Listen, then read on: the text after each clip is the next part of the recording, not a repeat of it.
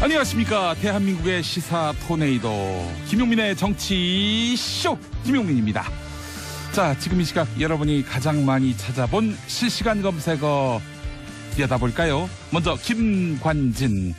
네, 박근혜 정부 시절 청와대 안보실장을 지냈던 인물이죠. 세월호 참사의 책임, 박근혜 전 대통령에게 있는 것이 아니다, 이렇게 이야기를 했었는데, 이것이 과연 사실인가, 혹시 책임을 다른 쪽으로 옮기려 한 그런 의도가 있는 것 아닌가 하는 여러 가지 의혹 때문에 구속영장이 청구됐는데 법원이 오늘 새벽 기각했습니다. 그래서 이름이 올랐고요. 자, 또 다른 검색어 보겠습니다. 일본 화산. 네, 일본 화산도 관심사입니다. 어제 낮에 규슈에서 화산이 폭발했지요. 한라산 높이보다 더 높은 2300m까지 연기가 치솟았다고 하는데 얼마나 대단했는지 제주가 화산재의 영향을 받을 것으로 보입니다. 아베 일본 총리 가슴에도 화산재가 쌓이고 있죠. 일본 빼고 남북한, 미국, 중국 모두가 환영하는 남북정상회담. 남북정상회담이 포털 검색어 상위 순위를 기록하고 있습니다. 4월 말에 문재인 대통령과 북한 김정은 국무위원장이 만나는데요. 그렇게 되면 3차 남북정상회담이 되겠습니다. 자, 그래서 이 세 가지 검색어 중에 용디, 저 김용민이가 고른 실시간 검색어는 역시 남북정상회담입니다. 북한이 비핵화의 의지도 밝혀서 크게 주목받고 있는데 이왕 이렇게 만나게 된 거 자주 만났으면 좋겠습니다. 참, 남북정상 사이에 핫라인도 설치된다고 하지요. 그래서 이 노래 안 들을 수 없습니다. 장기하와 얼굴들의 우리 지금 만나. 김용민의 정치쇼 함께하고 계십니다. 자, 고릴라를 통해서 전 세계 어디서든 만나실 수 있는 김용민의 정치쇼. 서울에서는 FM 105.5 그리고 FM 103.5군요. 예, 103.5 그리고 경기도 이천에 중계소가 있습니다. 98.3 그리고 KMN 러브 FM을 통해서는 부산 105.7 기장정관 89.3 그리고 양산 88.5 그리고 창원 90.9 그리고 이번에 진주에도 오픈했습니다. 98.7을 통해서 서울과 부산 경남 일대에서 우리 방송 함께 하실 수 있습니다. 자, 오늘 돈돈 브리핑으로 시작하겠습니다. 정상근 미디어 오늘 기자 어서 오십시오. 네, 안녕하십니까. 미디어 오늘 정상근 기자입니다. 네, 돈돈 브리핑. 인생관이 묻어있는 네, 그렇습니다. 예. 저의 모든 것. 예, 돈돈. 예, 돈돈. 네. 돈, 머니. 네, 예. 그렇습니다. 머니 많이. 네. 네, 머니 많이. 밖에서 10,000원짜리 한 장만 흔들어 주시면 더욱 열심히 더욱더 열심히 하는 우리 모습 보여드리도록 하겠습니다. 예, 자, 정 기자님 오늘 어떤 이슈부터 전해주시겠습니까? 네, 오프닝 때 잠깐 말씀하셨는데 남북이 오는 4월 말 정상회담을 갖기로 했습니다. 네. 이 대북특별 사절단은 1박 2일간의 방북 일정을 마치고 어제 오후 서울공항을 통해서 돌아왔는데요. 예. 그리고 어제 오후 8시 청와대에서 특사단 수석인 이 정의용 청와대 국가안보실장이 브리핑을 했습니다. 예. 이 합의 내용이 상당히 많더라고요. 일단 첫 번째로 남북이 오는 4월에 판문점에서 정상회담을 하기로 했고요. 특히 판문점 남측 평화의 집에서 하기로 했습니다. 네. 그러니까 우리 영토죠. 그렇습니다. 네, 북한의 지도자가 남한 영토로 내려온 것은 군사 분계선을 넘어서. 네, 군사 분계선을 넘어온 것은 휴전선을 넘어온 것은 네. 처음입니다. 예. 그래서 아마 뭐 평양에서 했으면은 또 굴욕적이다 뭐 이런 비판이 나왔을 수도 있을 텐데 네. 또 이 부분에 대해서는 네. 다들 높게 평가하는 것 같아요. 실제로 이제 남북 사이에 네. 김정일 위원장이 생존해 있을 때 네. 답방 형식으로 서울에 오는 게 어떻겠는가 이렇게 북측에다가 남측 네. 관계자가 넌지시 이제 제안을 했대요. 그때 이제 북측에서는 북쪽에서 하면은 우리가 통제가 되기 때문에 네. 안전을 보장할 수 있지만은 남쪽은 알 수가 없다. 그렇죠. 괜히 우리 지도자가 내려가서 망신당하는 일이 발생하면은 앞으로 나를 보기 힘들 것이다. 나는 이 세상 사람이 아니기 때문에 네. 그런 식으로 말했다는 그런 설이 있었습니다. 네. 여러 가지가 절묘하게 섞여 있는. 예. 평화의 집은 아무래도 통제 구역이고 그렇죠. 그렇지만 또 남쪽 영토기 때문에 네. 절묘하게 또 이렇게 절충을 한 것 같습니다. 그렇습니다. 뭐 예. 예전에 뭐 그래서 아예 뭐 제주도에서 하자 뭐 이런 얘기도 돌았던 걸로 알고 있는데 네. 뭐 그건 2007년 그때 상황이고요. 네. 지금은 이제 판문점 평화의 집에서 예. 이렇게 하기로 했습니다. 또 이제 그런 얘기도 있어요. 그 김정일 위원장이 그 사실 북한 영토 밖을 나갔다는 이야기 많이 듣기 힘들었습니다. 네. 왜냐하면 또 이제 만약에 나갔다가 별난이라도 일어나면 그럼 참 골치 아픈 일이 발생하거든요. 네, 그래서 그렇습니다. 사실은 이 북한 지도자가 북한 영토 밖을 나간다는 것은 굉장히 부담스러운 일이었다라는 게 또 북쪽의 사정인 것 같습니다. 네. 근데 어쨌건 넘어오는 거죠. 이 몇백 미터 되지는 않지만. 네, 그렇습니다. 네, 그리고 이제 두 번째는 남북 정상회담 전에 정상 간 한 라인을 설치해서 첫 통화를 하기로 했습니다. 네. 이 필요할 때마다 정상 간의 상시 통화를 할 수 있는 거라 요것도 상당히 의미가 큰 그런 조항인 것 같아요. 예. 이 세 번째는 북한이 자신들에 대한 군사적 위협만 해소되고 체제 안전이 보장된다면 이 핵을 보유할 이유가 없다라는 점을 명확히 했습니다. 이게 바로 키포인트입니다. 네. 예. 비핵화를 할 수 있다는 거죠. 그렇습니다. 그 네 번째도 키포인트인데 북한은 비핵화 협의 및 북미 관계 정상화를 위해서 이 미국과 허심탄회한 대화를 할 수 있다는 용의를 표했습니다. 네, 종합하면은 네, 미국이 지금 비핵화를 계속 요구를 하고 있잖아요. 그렇죠. 이 점만 해도 비핵화는 의제가 아니다라고 북한에서 얘기를 했었는데 네. 네, 이제 의제가 될 수 있다라는 신호를 보낸 거죠. 미국 쪽도 저렇게 북한이 계속 핵을 고집한다면은 네. 유핵화를 고집한다면은 있을 유자에 유핵화를 고집한다면은 그럼 핵동결을 전제로 네. 만나는 것 어떻겠나 하는 그런 양보안도 사실 검토 안 했던 건 아니에요. 그렇죠. 그게 이제 우리 측 문재인 대통령이 제안한 네. 이 단계적 비핵화론 뭐 그런 것이기도 하고요. 예. 그런데 이제 북한이 비핵화를 전제로 얘기할 수 있다라고 얘기를 한 셈이기 때문에 네. 네, 뭐 미국으로서는 뭐 안 받아들일 이유가 지금 없어진 거죠. 특사단 같은 경우 이번에 사실은 뭐 특사단을 중매로 이렇게 비유하는 사람들이 있던데 네. 말하자면은 아무개가 있는데 아무개 한번 만나볼 생각이 있느냐? 네. 이걸 타진하러 북에 갔다가 혼수까지 다 정하고 온 거예요, 한마디로. 네, 그렇죠. 뭐 동아일보 칼럼에서도 좀 비슷한 네. 얘기가 있었는데 네. 뭐 미국 쪽에서 얘기하는 게 엄청나게 뭐 재력도 좋고 막 속된 말로 이제 뭐 얼굴도 이제 뭐 출중한 뭐 그런 사람을 계속 이제 요구를 하고 있는 네. 뭐 그런 상황이다 뭐 그렇게 비유를 하더라고요. 예, 그렇습니다. 근데 반면에 이 조선일보 칼럼에서는 예. 네, 그때 그 과거 임진왜란 직전에 그 조선에서 일본의 특사를 파견하지 않았습니까? 그렇죠. 그거랑 비유를 하는 칼럼도 있더라고요. 그걸 또 그렇게 비유합니까? 네. 예. 굉장히 좀 당황스러운 칼럼이었는데 예, 어쨌건 예. 그렇고요. 예.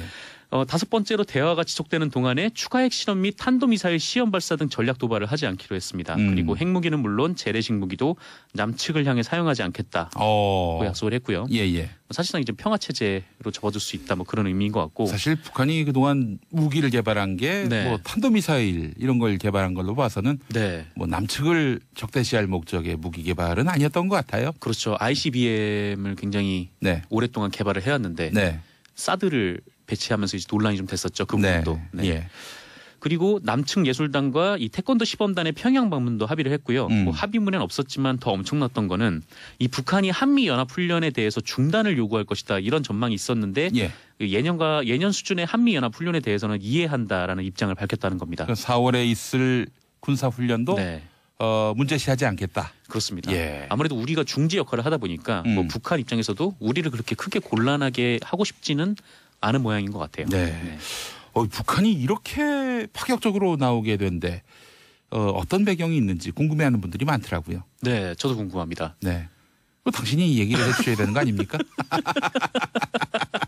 근데 뭐 어쨌건 북한에서도 뭐 여러 언론들의 분석을 보면 예. 뭐 북한에서도 뭐 지금 이제 정상 국가로 인정을 받고 좀 이제 내부 경제 상황이 좀 심각하다 보니까 예. 뭐 더 이상 좀 시간을 끌 수 있는 뭐 그런 게 좀 어렵다라는 판단이 있었다라고 이렇게 분석들을 하고 있더라고요. 예. 또 마침 또 평창 동계올림픽이 개막이 됐고 네. 이 모멘텀을 계속 가져가야 대화가 좀 이어질 수 있을 것 같은 좀 그런 것도 있겠고요. 사실 이제 9월이 되면은 네. 북한 정권 창건 이 70년이 됩니다. 70주년. 예. 네, 그렇습니다. 70년을 맞아서 뭔가 가시적인 성과가 있어야 합니다. 네. 김정은 위원장 집권한 지 이제 뭐 5년 넘었죠? 네, 2012년부터인가 아마 집권을 했을 테니까. 그렇습니다. 네. 6년이 되겠네요. 횟수로.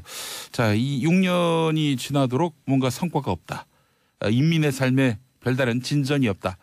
그랬을 경우 체제를 유지하는 것은 또 쉬운 일이 아니고 그러니까 아무래도 이 핵으로 몸값을 잔뜩 올려놨다면은 이제는 뭔가 이 실질적인 인민들의 삶의 개선 이런 것들을 도모하지 않을 수 없는 그런 국면에 놓였기 때문에 이번에 김정은 위원장이 파격적으로 남북 대화에 적극 응한 것이 아니겠는가. 네. 또 그래서 가시적인 성과를 남측 특사단에게 이렇게 안겨주고 보낸 것이 아닌가 하는 그런 분석이 있습니다. 그렇군요. 네. 네. 알겠습니다. 아시면서 굳이 저한테 물어보신 이유는 뭡니까? 아시는지 모르시는지 네. 알고 싶어서. 예. 네. 예. 알겠습니다. 다음 이슈 갈까요? 다음 이슈 살펴보겠습니다. 예, 뭐 트럼프 미국 대통령은 긍정적인 반응을 내놨습니다. 이 트럼프 대통령은 백악관에서 이 스테판 레벤 스웨덴 총리와 만난 자리에서 이 남북 정상회담 관련 질문을 받고 이 전 세계의 위대한 일이라면서 앞으로 어떻게 흘러갈지 보자라고 답했다고 합니다. 네. 아울러 남북 정상회담 합의와 이 북한의 비핵화 의지에 대해서는 이 북한 지도자들이 긍정적으로 행동하는 것 같다. 이 남북에서 나온 발표도 매우 긍정적이다라고 밝혔습니다. 예. 다만 지금까지 북한과 좀 먼 길을 걸어왔다면서 좀 지켜보자는 말도 덧붙이긴 했는데 그래도 반응은 대체로 긍정적으로 나타나서 예. 이제 곧 특사단이 미국으로 가죠. 그 전망도 되게 밝게 예. 지금 보이고 있습니다. 예. 이 주변국들도 입장을 밝혔는데요. 네. 이 중국의 경상 외교부 대변인은 긍정적인 결과라면서 환영한다라고 했고요. 예. 일본의 오노데라 이스노리 일본 방위상은 예. 네, 북한이 핵과 미사일 정책을 바꾸는 것이 확인되지 않는 한 압력을 약화할 필요가 없다. 아. 네, 좀 부정적인 입장을 내놨습니다. 일본만 상당히 뭐랄까요, 좀 회의적이네요. 회의적인 입장을 가진 집단들이 몇 곳 있는데 이제 네. 일본이 있고, 예. 그다음에 정당 중에서는 네. 그 자유한국당, 한국에. 네, 그다음에 언론 중에서는 그 조선일보가 약간 좀 네, 좀 다른, 좀 이렇게 좀 우려하는 듯한 목소리를 내고 있습니다. 예, 그래요. 오늘 신문들 반응도 보면은 대체로 조선일보는 상당히 네. 북한의 비핵화 의지에 대해서 의심하더라고요. 네, 그 조선일보는 다른 언론과 제목에서 좀 차이가 있었는데 예. 이 조선일보 3면을 보니까 뭐 북미 대화 해봐야 안다, 뭐 정의용 메모 논란 이런 제목들의 기사들이 좀 있고요.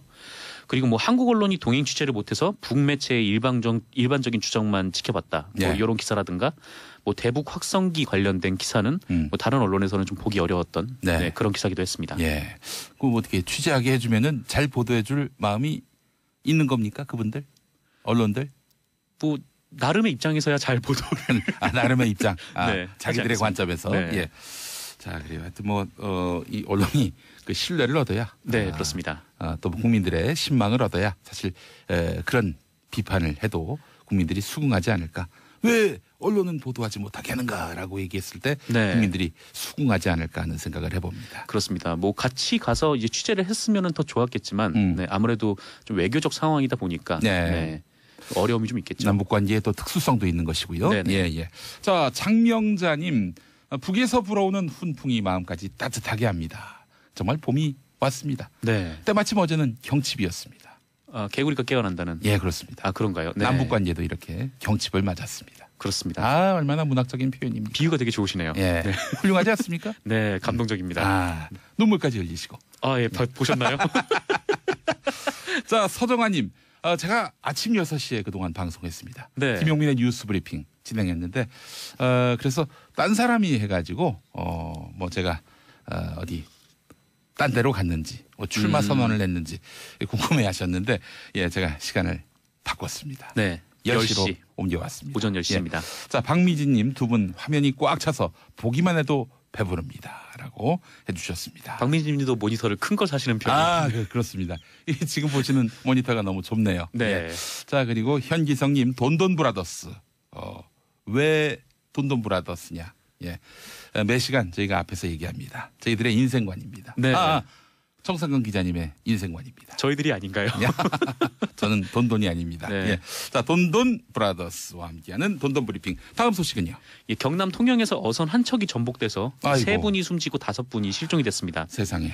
6일 오후 11시 35분께 경남 통영시 좌사리도 남서방 4.63km 해상에서 이 59톤급 쌍끌이 저인망 어선이 전복이 됐는데요. 이 사고 선박에는 선장 이모 씨 등 한국인 6명 그리고 베트남인 5명이 타고 있었습니다. 예. 통영해양경찰서가 바로 출동을 했는데요. 이 바람도 세게 불고 어두운 데다가 이 파도도 최고 3m에 이르러서 구조가 쉽지 않았던 모양이에요. 네. 일단 4명은 그 주변에 있던 같은 선단 소속인 예. 다른 배가 구조를 했는데 해경은 수중 수색을 통해서 이 뒤집힌 어선 내 조타실 그리고 식당에서 2명을 추가로 찾아서 6명을 찾았습니다. 근데 이렇게 구조된 6명이 병원으로 이송이 됐는데 이미 3분이 호흡과 의식이 없는 상태이셨다고 해요. 네. 그래서 그 선장인 이 씨 그리고 통신장인 백모 씨, 선원 안모 씨 등 한국인 3명이 사망 판정을 받았습니다. 네, 그리고 세상에. 5분이 실종 상태인데요. 예. 좀 빠르게 좀 구조가 되었으면 좋겠습니다. 예, 실종된 분들 골든 타임이 있어요. 이 네, 골든 네. 타임 안에 다 무사히 구조되기를 바라는 마음입니다. 자, 마지막 소식. 이거 참 민망한 소식입니다. 네, 어떤 거를 할까요? 김관진을 할까요? 아니면 이명박 전 대통령을? MB로 가죠. 아, 네, 예. 그러시죠. 예. 네, 좀 민망한 소식인데 다음 주 소환을 앞둔 이명박 전 대통령에게 그 뉴욕 제과라는 빵집이 있어요. 네. 여기서 2억 원의 뇌물을 받은 혐의가 추가가 됐습니다. 하하. 그 6일 한국일보에 따르면 이 서울중앙지검 특수 2부는 이명박 전 대통령 측이 2007년 대선 전후로 ABC 상사 회장 손모 씨로부터 2억 원을 받은 정황을 포착했는데요. 예. 이 ABC 상사가 무슨 회사냐면 예. 이 서울 지하철 2호선 강남역 일대의 그 대표적인 명소로 꼽혔던 이 뉴욕 제과를 인수하고 운영하던 네. 회사라고 합니다. 예. 한마디로 좀 규모가 크긴 하지만 네, 제과점으로부터 뇌물을 받았다라는 셈이죠. 빵집으로부터 뇌물을. 네, 그렇습니다. 네, 빵집까지 이렇게 받으실 필요가 있었을까? 그러게요. 뭐, 전에는 또 친구한테도 뇌물을 받고. 예, 그렇습니다. 그 대체 이제 대가가 뭐냐? 왜 이 빵집에서 제과점에서 뇌물을 줬을까? 네.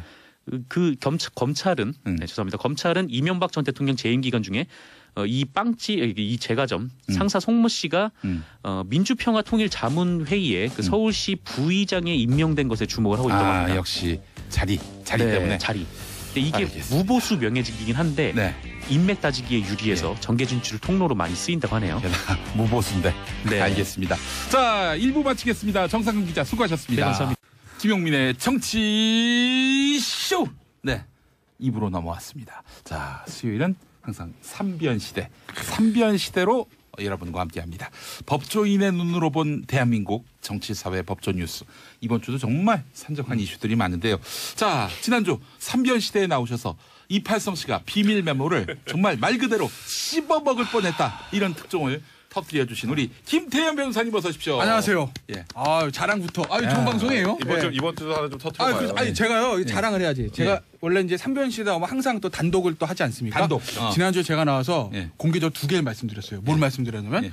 이팔성 씨가 어떻게 조사받았냐? 예. 이병모의 메모가 있었다. 음. 그 조사를 하다 보니까 거기서 이팔성 이름이 나왔고 네. 이팔성을 씨를 조사하다가 집에 압수수색을 갔더니 네. 메모지를 뜯어서 먹고 있는 거를 식용될 것도 잡혔다. 아니고 뭐. 그래서 이팔성의 비망록이 시상에 나왔다. 이걸 말씀드렸는데 그날 저녁에 이 2개가 다 모 언론사에 단독 보도 나왔습니다. 단독 보도.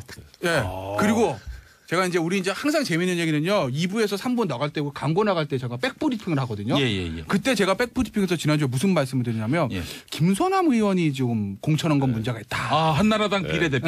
그 말씀드렸는데 또 그 다음날 또 언론사 단독 보도로 나왔습니다. 요거는 제가 증언해드릴 수 있습니다. 네. 네, 했어요. 그래서 예. 오늘도 제가 우리 정치쇼 청취자 여러분들을 위해서 단독을 하나 말씀을 드려야 오늘 또 되는데 하나 인사 좀 가져오셨습니다. 끝나고 인사 좀 끝나고요. 예. 오늘은 이따가 백브리핑 할 때 하려고요. 백브리핑. 파장이 있을 것 같아요. 예, 알겠습니다.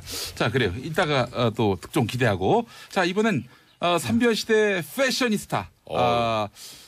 비교 대상이 삼변입니다. 다른 분들하고. 이거 아니에요. 예. 웬만하면 여기보다 좀 괜찮은 많이. 자, 우리 피플문 백성문 변호사님. 어서 네, 오십시오. 안녕하세요. 백서 변호사입니다. 반갑습니다. 이름이 굉장히 좋습니다. 피플문. 예. 그래도 출마할 때 만약 출마하신 일 있으면 피플문으로 미셔도 되겠어요. 백성문. 와, 처음 들어봤어요. 요즘 아니요. 태어나서 지금까지. 왜냐면요. 제가 이 백성문 이름을 가지고 제가 만든 원래 고등학교 1학년 때부터 친구거든요. 그렇습니까? 네. 그래서 제가 만든 별명이 있는데 네. 방송에서 할 수가 없는 별명이에요. 근데 피플문이라는 이게 좋게 평가를 해주시네. 난 이 생각을 못했어요. 저는. 피플문으로는 출마돼야 되겠네. 이거 보니까 뭐 성격이 좋네요. 이게 제가 만든 거랑은 이름입니다. 질적으로 다릅니다. 선거 친화적인 이름이에요. 소개전이긴 한데 저기 별명이면 혹시 백 변호사님 문빠세요? 전세모. 알겠습니다. 자, 이번에는 대한변협에서 거부당한 워낙 큰 분이라서 감히 대한변협이 끌어안을 수 없는 큰 판사 정치쇼 청취자들 마음속에는 이미 변호사 이정열 전 판사님 어서 오십시오. 안녕하십니까. 근데 왜 다른 분은 현직인데 저는 왜 전직으로 소개해 주세요? 아 그럴까요? 예. 그러면 현 법무법인 동안의 사무장입니다. 사무장. 예, 네. 알겠습니다. 두 분은 변호사를 대표하시고 또 한 분은 사무장을 대표하시고. 아니, 삼변 시대인데 왜 변호사님을 부르시지? 사무장을 부르셨어요. 사무장인데 변호사보다 더 잘 알아. 그게 함정이죠. 알겠습니다. 저는 이제 피의자계를 대표해서 피의자계를 대표해서 제가 나왔습니다. 예. 자 오늘도 세 분이 똘똘 뭉쳐서 정말 재미난 삼변 시대 기대하겠습니다. 자 좀 뭐 하나 좀 푸시죠. 일단 상황 좀 보고 제가. 상황 보고. 일단 제가 백브리핑 해드릴게요. 예, 알겠습니다. 백브리핑. 자 백브리핑 제가 김 변호사님 저렇게 비싼 티 내시는 분이 아닌데. 요즘에 굉장히 비싼 척해요. 지난주에 단독 2개 그날 저녁에 메인 뉴스에 딱 방송 하나씩 나왔죠. 근데 이거 업무상 백브리핑한 거 업무상 비밀 누설은 아니죠? 아니죠. 좀 다 비공무상 비밀 누설. 그냥 한 며칠 빨리 말씀드려요. 업무가 방송이시라서. 그런가요? 그런가요? 알겠습니다. 자 안희정 쇼크 정말 오늘도 충격파가 계속되고 있습니다. 성폭행 의혹에 대한 수사가 시작됐다고 하는데 수사가 시작됐다는 보도가 있고 내사가 시작됐다는 보도가 있는데 수사와 내사는 다릅니까? 같습니까? 그러니까 수사 전 단계 내사라고 보시면 돼요. 그러니까 그저께 광의의 수사. 그저께 사실 김지은 그 당시에 이제 수행비서 시절에 안희정 지사에게 이제 8개월 동안 한 4차례 정도 성폭행을 당했다라는 정말 충격적인 폭로가 있었죠.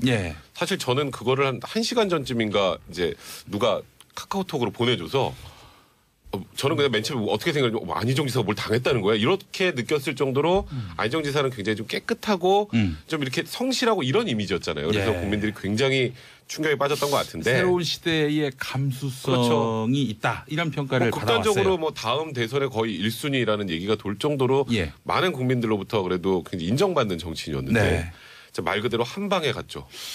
사실은 이제 이번 더불어민주당 당대표 선거에서 이분이 나오면 확실하다. 그랬죠. 이런 얘기도 나왔고. 그래서 이제 일단 그런 폭로가 나오니까 바로 다음 날 이제 충남지방경찰청에서 내사에 착수를 한 겁니다. 그러니까 이제 지금 그냥 방송만 나갔을 뿐이지 뭐 아무것도 없잖아요. 그럼 이제 사전적인 조사나 자료 점검을 좀 하고 그다음에 이 김지은 씨를 좀 이렇게 접촉을 해서 내용 좀 확인하고 그런 걸 좀 모은 과정 이후에 이제 수사가 진행이 되는데 문제는 이제 이 김지은 씨 이제 대리인이 어제 서부지검 맞죠? 서부지검에 이제 정식으로 고소장을 넣었죠. 고소장을 넣었고요. 그래서 이제 수사가 진행되는 건지 피할 수가 없는 상황이고 내용은 겁니다. 이제 보통 우리가 성폭행이라고 하면 넓게 보면 이제 일반적으로 제일 많이 하는 죄가 이제 강간죄잖아요. 그건 이제 폭행이나 협박이 수반되는 거고 이번에 문제 제기를 한 거는 그 강간죄가 아니고 업무상 위력에 의한 간음죄입니다. 좀 어렵죠. 근데 우리가 알고 있기는 성폭행을 당했다로 알고 있는데 강간이 아닌 겁니까? 네, 아닙니다. 그러니까 제목이 아니에요. 그러니까 이게 뭐냐면 이제 우리가 아는 일반적인 강간죄로 처벌하지 못하는 그런 공백이 있잖아요. 생각을 해보면 이렇게 지위가 높은 사람이 그 지위와 권위를 이용해서 실제로 때리거나 협박은 안 했는데 좀 이 사람의 의사에 반해서 성관계를 갖는 경우 이런 걸 처벌하는 죄가 업무상 위력에 의한 간음죄예요. 그렇군요. 그러니까 위력이라는 게 힘입니다. 힘. 내가 파워. 만약에 이분이 나한테 성관계를 요구했는데 내가 거절했을 경우 예를 들어서 잘릴 수 있겠다. 이익이 없어지겠다. 지금 요즘에 나오는 미투의 대부분이 이 권력형 성범죄 이게 대부분이 업무상 위력에 의한 간음죄입니다. 그렇다면 이윤택 감독에게 피해를 입었다는 여성들도 그것도 만약에 이제 그 공소시효 안쪽에 있는 것 아니면 그다음에 고소기간 도과되지 않은 것, 그러니까 친고죄 폐지된 2013년 6월 19일 이후나 아니면 그 전에 상습 성추행으로 볼 수 있는 것들이 있으면 그것도 업무상 위력에 의한 추행이나 간음이 될 수 있는 거죠. 그렇군요. 위력이 있고 또 위계가 있는데 이거 어제 양지열 변호사 나와서 위력과 위계는 완전히 다른 것이다. 완전 다르죠. 한자도 다른 것이다. 근데 이거를 위계를요 위계 질서할 때 위계로 알고 계신 분이 많더라고요. 그 위계 질서가 아니고 속임수라고 생각하시면 됩니다. 쉽게 위조할 때 위. 속이는 거. 이런 거죠. 폭행 협박보다 이제 강간죄는 폭행 협박에서 있잖아요. 폭행보다 한 단계 낮은 게 위력, 협박보다 한 단계 낮은 게 위계라고 하는데 예를 들면 이거 정말 예예요. 안희정 지사가 일단 전 지사는요. 안희정 전 지사가 이제 김지은 비서하고 이제 뭐 이렇게 관계를 맺기 전에 예입니다. 만약에 안희정 지사가 야, 너 내 말 안 들으면 또 자른다. 이러면 이건 위력에 들어가는 거고. 위력. 이쪽 그렇게 보시면 되고. 그게 아니라 야, 너 내 말 잘 들으면 나중에 4년 후에 나 청와대 들어가면 같이 들어가는 거야. 그러니까 이렇게 얘기하면 그 위계. 이런 식으로 보시면 돼요. 그러니까 약간 유혹이나 유인 요건 이제 위계 쪽으로 보시면 되는 거고 네. 그리고 약간의 협박성 멘트가 들어가면 위력으로 보시면 돼요. 아주 쉽게 그냥 예를 들어서 말씀드립니다. 그런 말을 안 하더라도 그런 느낌을 갖게끔 만드는. 그러니까 그게 이제 문제인데 그러니까 네. 이제 김주인 씨 인터뷰 전문을 제가 꼼꼼히 봤는데 일단 뭐 폭행 협박했다는 얘기는 없어요. 그러니까 이제 수사기관도 강간죄 얘기는 안 하는 거 아니겠습니까? 근데 다만 이제 범죄가 성립될 수 있는 그 부분은 뭐냐면 내가 이러시면 안 된다고 그랬는데 말을 한번 했다는 거예요. 그런데 지사님이기 때문에 내가 거부할 수 없었다. 그러면서 평소에 안희정 전 지사가 본인에게 너는 내 비서고 수행비서니까 내 얘기를 들어야 된다. 남들이 다 노라고 해도 너는 예스라고 해도 이런 얘기를 평소에 했다고 이제 본인이 얘기를 하지 않습니까? 그러니까 거부할 수가 없었다. 그 사람은 지사고 나는 수행비서 이런 얘기를 합니다. 그렇기 때문에 이제 업무상 위력 또는 위계를 이제 생각을 하는 거고 실제로 위력이 될지 위계에 될지는 그 당시에 서로 어떤 멘트가 있었는지는 봐야 되는데 일단 어저께 피해자들이 고소한 죄명을 보니까 추행 부분은 업무상 위력에 의한 추행으로 보는 것 같고 가는 부분은 위계로 이렇게 이제 제목을 썼더라고요. 그러니까 실제로 성관계 하기 전에 이제 일종의 어떤 그런 대화들은 아까 제가 말씀드린 그런 너 내 말 잘 들으면 뭐 잘 될 거야. 뭐 나 나중에 이렇게 되면 너도 잘 되는 거 아니겠어? 뭐 이런 류의 막 멘트가 들어가지 않았을까 싶어요. 현재까지 추정은요. 집권은 대박이다. 그래.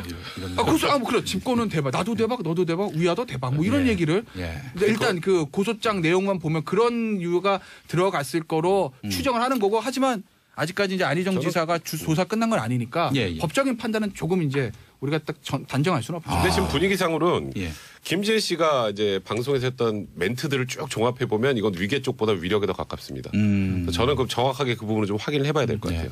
자, 이정열 전 판사님, 저는 사실 궁금한 게 이게 무슨 서로 간에 어떤 대화가 오갔는지 뭐 문자가 주고받은 거면은 그게 확실한 증거가 되겠지만은 그냥 뭐 대화 속에서의 그런 소통들을 그 법정에다가 증거로 내세울 수는 없는 거 아닙니까? 그냥 기억에 의존해서 하는 건데 이거를 이제 가해자가 오용할 가능성은 없을까요? 그럴 수 있죠. 그러니까 뭐 녹음을 하지 않고서야 무슨 말이 오갔는지. 지금 아까 이제 김태현 변호사님께서 아주 정확하게 지적을 해주셨는데 이제 그 위력 업무상 위력이라고 하는 거에 대해서 정의를 대법원이 내리고 있는 게 있어요. 98년도에 나온 리딩 케이스 같은 판례인데 여기에 보면은 이제 이 위력이라고 하는 이 업무상 위력에 있어서 위력이라고 하는 게 피해자의 자유 의사를 제압하기에 충분한 세력. 그러니까 이게 무슨 말이냐면 강간 같은 경우에는 성폭행 같은 경우에는 피해자의 한 거를 불능하게 하거나 그러니까 저항을 어렵게 하거나 못하게 하거나 아예 뭐 아니면 어렵게 하는 곤란하게 하는 그런 정도 수준을 요구하는데 이 업무상 위력에 의한 성범죄에 있어서는 그냥 자유 의사를 억압할 정도면 충분하다라는 거예요. 근데 이런 게 어느 때냐면은 이런 경우가 판례에 의하면 유형적이든 무형적이든 묻지도 않고 폭행 협박뿐만 아니라 사회적, 경제적, 정치적인 지위나 권세를 이용하는 것도 가능하다. 이렇게 표현하고 있거든요. 그러니까 문제는 이제 일단 지위 자체가 지사고 비서다 이것만으로도 지금 여기에 포섭이 되게 돼 있어요. 그렇죠. 지금 두 사람이 어떤 대화를 나눴는지 그건 중요하지 문제는 않고. 이제 중요한 건 뭐냐면 그렇더라도 문제는 이제 이런 지위를 이용한다라는 그런 생각은 있어야 돼요. 그러니까 이게 이제 고의의 문제인데 주관적인 의사의 문제인데 아까 말씀하신 앵커께서 말씀하신 그 문자 이런 것들을 이제 가지고 과연 이 당시에 이 지위를 이용해서 성범죄를 저지른다는 그런 의사가 있었느냐. 그러니까 그런 의사는 없었다라고 하는 그런 것을 주장하기 위해서 이제 아까 악용이라고 표현하셨는데 그렇게 쓸 수는 있는 거죠. 그러니까 이게 상하 관계에서 연애할 수도 있잖아요. 뭐 그런 것까지 지위 그런 때문에 게 이제 드라마에 많이 나오지 그렇죠. 않습니까? 그것 때문에 지위로 이용해서 이걸 뭐 위력에 의한 가늠이다라고 할 수 없으니까 그런 부분을 입증하기가 좀 어찌 보면 쉽진 않죠. 그러니까 이 성범죄 관련해서는 대부분 좀 내밀한 관계에서 벌어지는 거지 뭐 사람들이 보는 데서 하는 게 아니잖아요. 근데 이번에 일단 안 지사 측 입장문을 좀 보면요. 최초에 김지은 씨가 이제 폭로를 했을 때 이제 비서실에서 나온 멘트는 이거였습니다. 부적절한 성관계는 있었지만 강제로 한 건 아니다. 그거는 이제 말 그대로 그거는 좋은 감정으로 했다. 다만 불륜이긴 해도 불륜이니까 쉽게 말하면 불륜이지만 이거는 강제로 한 거 아닙니다. 였는데 안 지사가 그 다음 날 이제 새벽에 입장을 내놨죠. 비서실의 얘기는 잘못됐다. 근데 비서실의 얘기는 잘못됐다는데 구체적으로 그 다음에는 없어요. 그러니까 안 지사 얘기는 그래 내가 업무상 지위를 이용해서 부적절하게 이건 범죄 행위에 해당한 걸 했다라는 의미인지 네.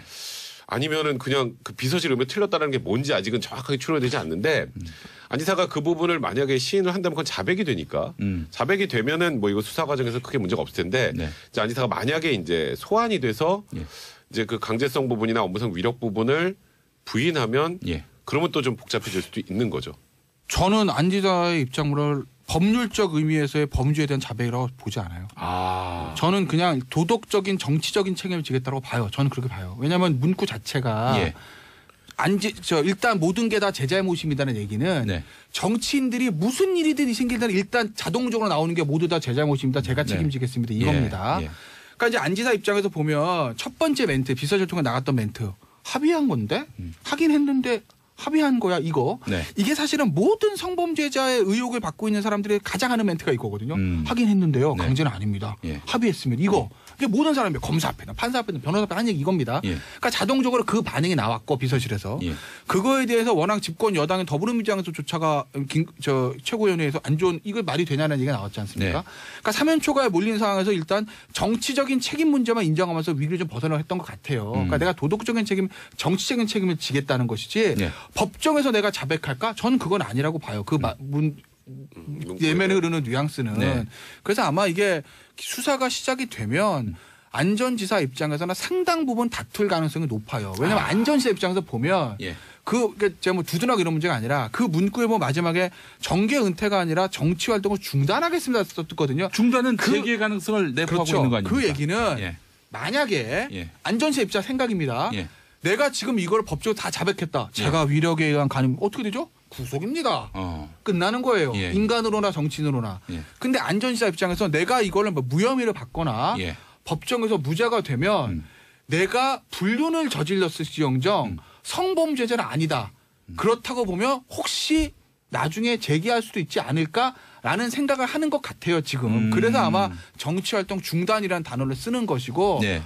아마 경찰에서부터 상당 부분 저는 아마 무혐의를 저는 다툴 것으로 봅니다. 아마 잘 될지 안 될지 모르겠으나. 안희정 전 지사의 전략, 법정 전략 뭐 예단하는 것은 좀 무리일 수도 있겠지만은 그 지금의 어떤 어제 입장문 발표라든지 그 전날 도청 비서실에서 나왔던 그런 입장문들 종합해 봤을 때 어떻게 돌파할 것으로. 그러니까 일단은 조금 전에 말씀하셨던 것처럼 일단 이 뭐 소나기는 피해야 되지 않겠습니까? 예. 그래서 지금 일단 안희정 지사도 연락 다 끊고 그 SNS에 하나 딱 올려놓고 예. 다 인정하는 것 같기도 하고 예. 아닌 것 같기도 하고 하는 예. 글을 올렸는데 근데 법정에서는 지금 조금 전에 김태현 변호사 말씀하셨던 것처럼 그러니까 쉽게 말해서 나 내 도지사직 그거 이용해가지고 그걸 가지고 이제 이 사람을 좀 억압해서 아까 자유의사라는 표를 썼는데 네. 그런 것까지 억압해서 한 게 아니고요. 그러니까 결국은 부적절하지만 다소 오해 소진이 있어도 좋은 감정을 갖고 서로 관계를 한 것이다. 그러니까 이제 도덕적 비난 가능성과 법적 책임은 좀 별개지 않습니까? 이제 그렇게 일단 전략을 세울 가능성이 저도 개인적으로 볼 때 많고요. 근데 시간이 지나면 도덕적 책임, 법적 책임 사람들이 혼동하지 않습니까? 혼란스럽죠. 그래서 얘는 무죄 받으면은 도덕적 책임까지 그냥 퉁으로. 근데 이제 안희정 지사 같은 경우에는 이제 저번 그 대선 경선 과정에서 예. 그 와이프와의 그 굉장히 뭐 절절한 사랑, 예. 그다음에 무슨 뭐 그때 안깨비 뭐 그래가지고 그 와이프 이렇게 목도리 이렇게 해가지고 그 도깨비 패러디하는 그런 사진들 그런 모습들을 보여줬는데 어쨌건 부인이 하는 다른 여자와 성관계를 했다라는 것만으로도 정치적으로 저는 재개하기 좀 쉽지 않은 상황이 되지 않을까. 그러니까 법적인 문제를 차치하고라도 그런 생각이 좀 많이 듭니다. 우리 이정열 전 판사님, 그 안희정 지사에 대한 처벌 수위 어떻게 될 것으로 보십니까? 이게 자료를 조사하다 보니까 예. 이 업무상 위력에 의한 뭐 범죄가 성범죄가 처벌이 흔치가 않은가 봐요. 그래서 양형위원회 자료를 보려고 했더니 양형위원회에서 양형 기준조차도 없어요 지금. 그러니까 그냥 지금 짐작해 볼 수 있는 거는 법에서 정한 형량만 가지고 짐작을 할 수밖에 없는데 예. 이게 또 형이 그렇게 높진 않아요.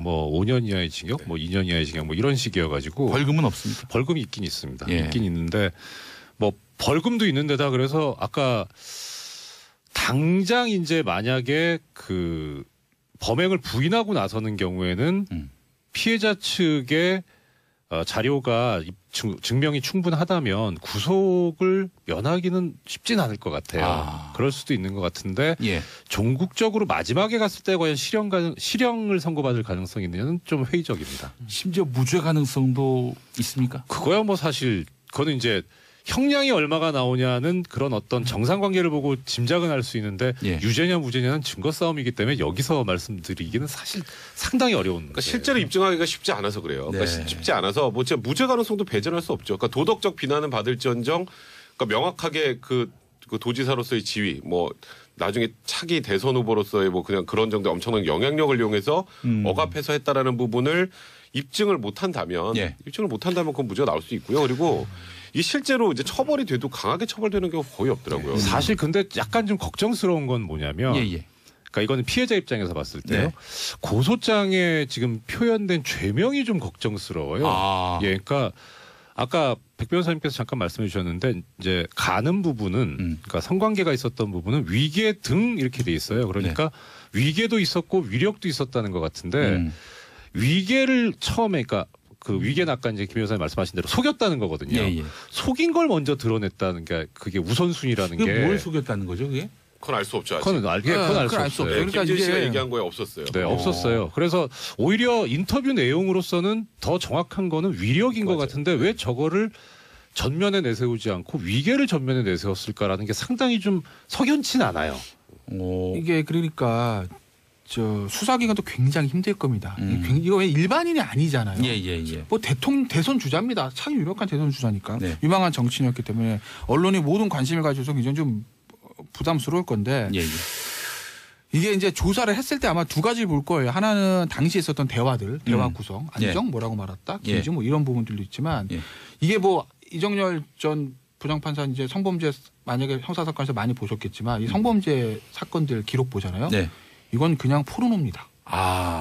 왜냐하면 당시에 어떻게 성관계를 가졌는지 구체적으로 나올 수밖에 없어요. 그 과정들을 봤을 때 이게 정말 합의돼서 좋아하는 사람들이지 아니면 강제로 하는 것이 어느 정도 추적할 수가 있잖아요. 제가 자세히 말씀드린 그렇지만 그렇기 때문에 당시에 안희정 전 지사하고 김지은 씨가 어떤 형태의 어떤 관계를 맺은지까지로 굉장히 자세하게 나올 수밖에 없거든요. 그러면 저기 2차 피해로도 이어질 가능성이 높겠네요. 그게 뭐 공개되는 게 언론에 노출돼 버리면 언론 노출되지 않죠. 그래도 다시 거론되고. 근데 이제 여자 입장에서는 그런 것들을 말하는 게 굉장히 힘들죠. 근데 수사기관 입장에서는 피해자 말만 듣고 또 무조건 할 수 있는 부분은 아니니까 아마 그런 것들 당시였었던 과정, 관계 당시 문제, 관계 후의 어떤 사후 정황들 이런 것들을 다 보고 판단할 거기 때문에 어떻게 되든 저도 짐작은 할 수는 없으나 이게 저 안희정 지사가 빡 때리고 했던 폭행 이거면 깔끔한데 그게 아니기 때문에 굉장히 조금 지난한 과정을 거칠 거예요. 근데 하나 변수는 있어요.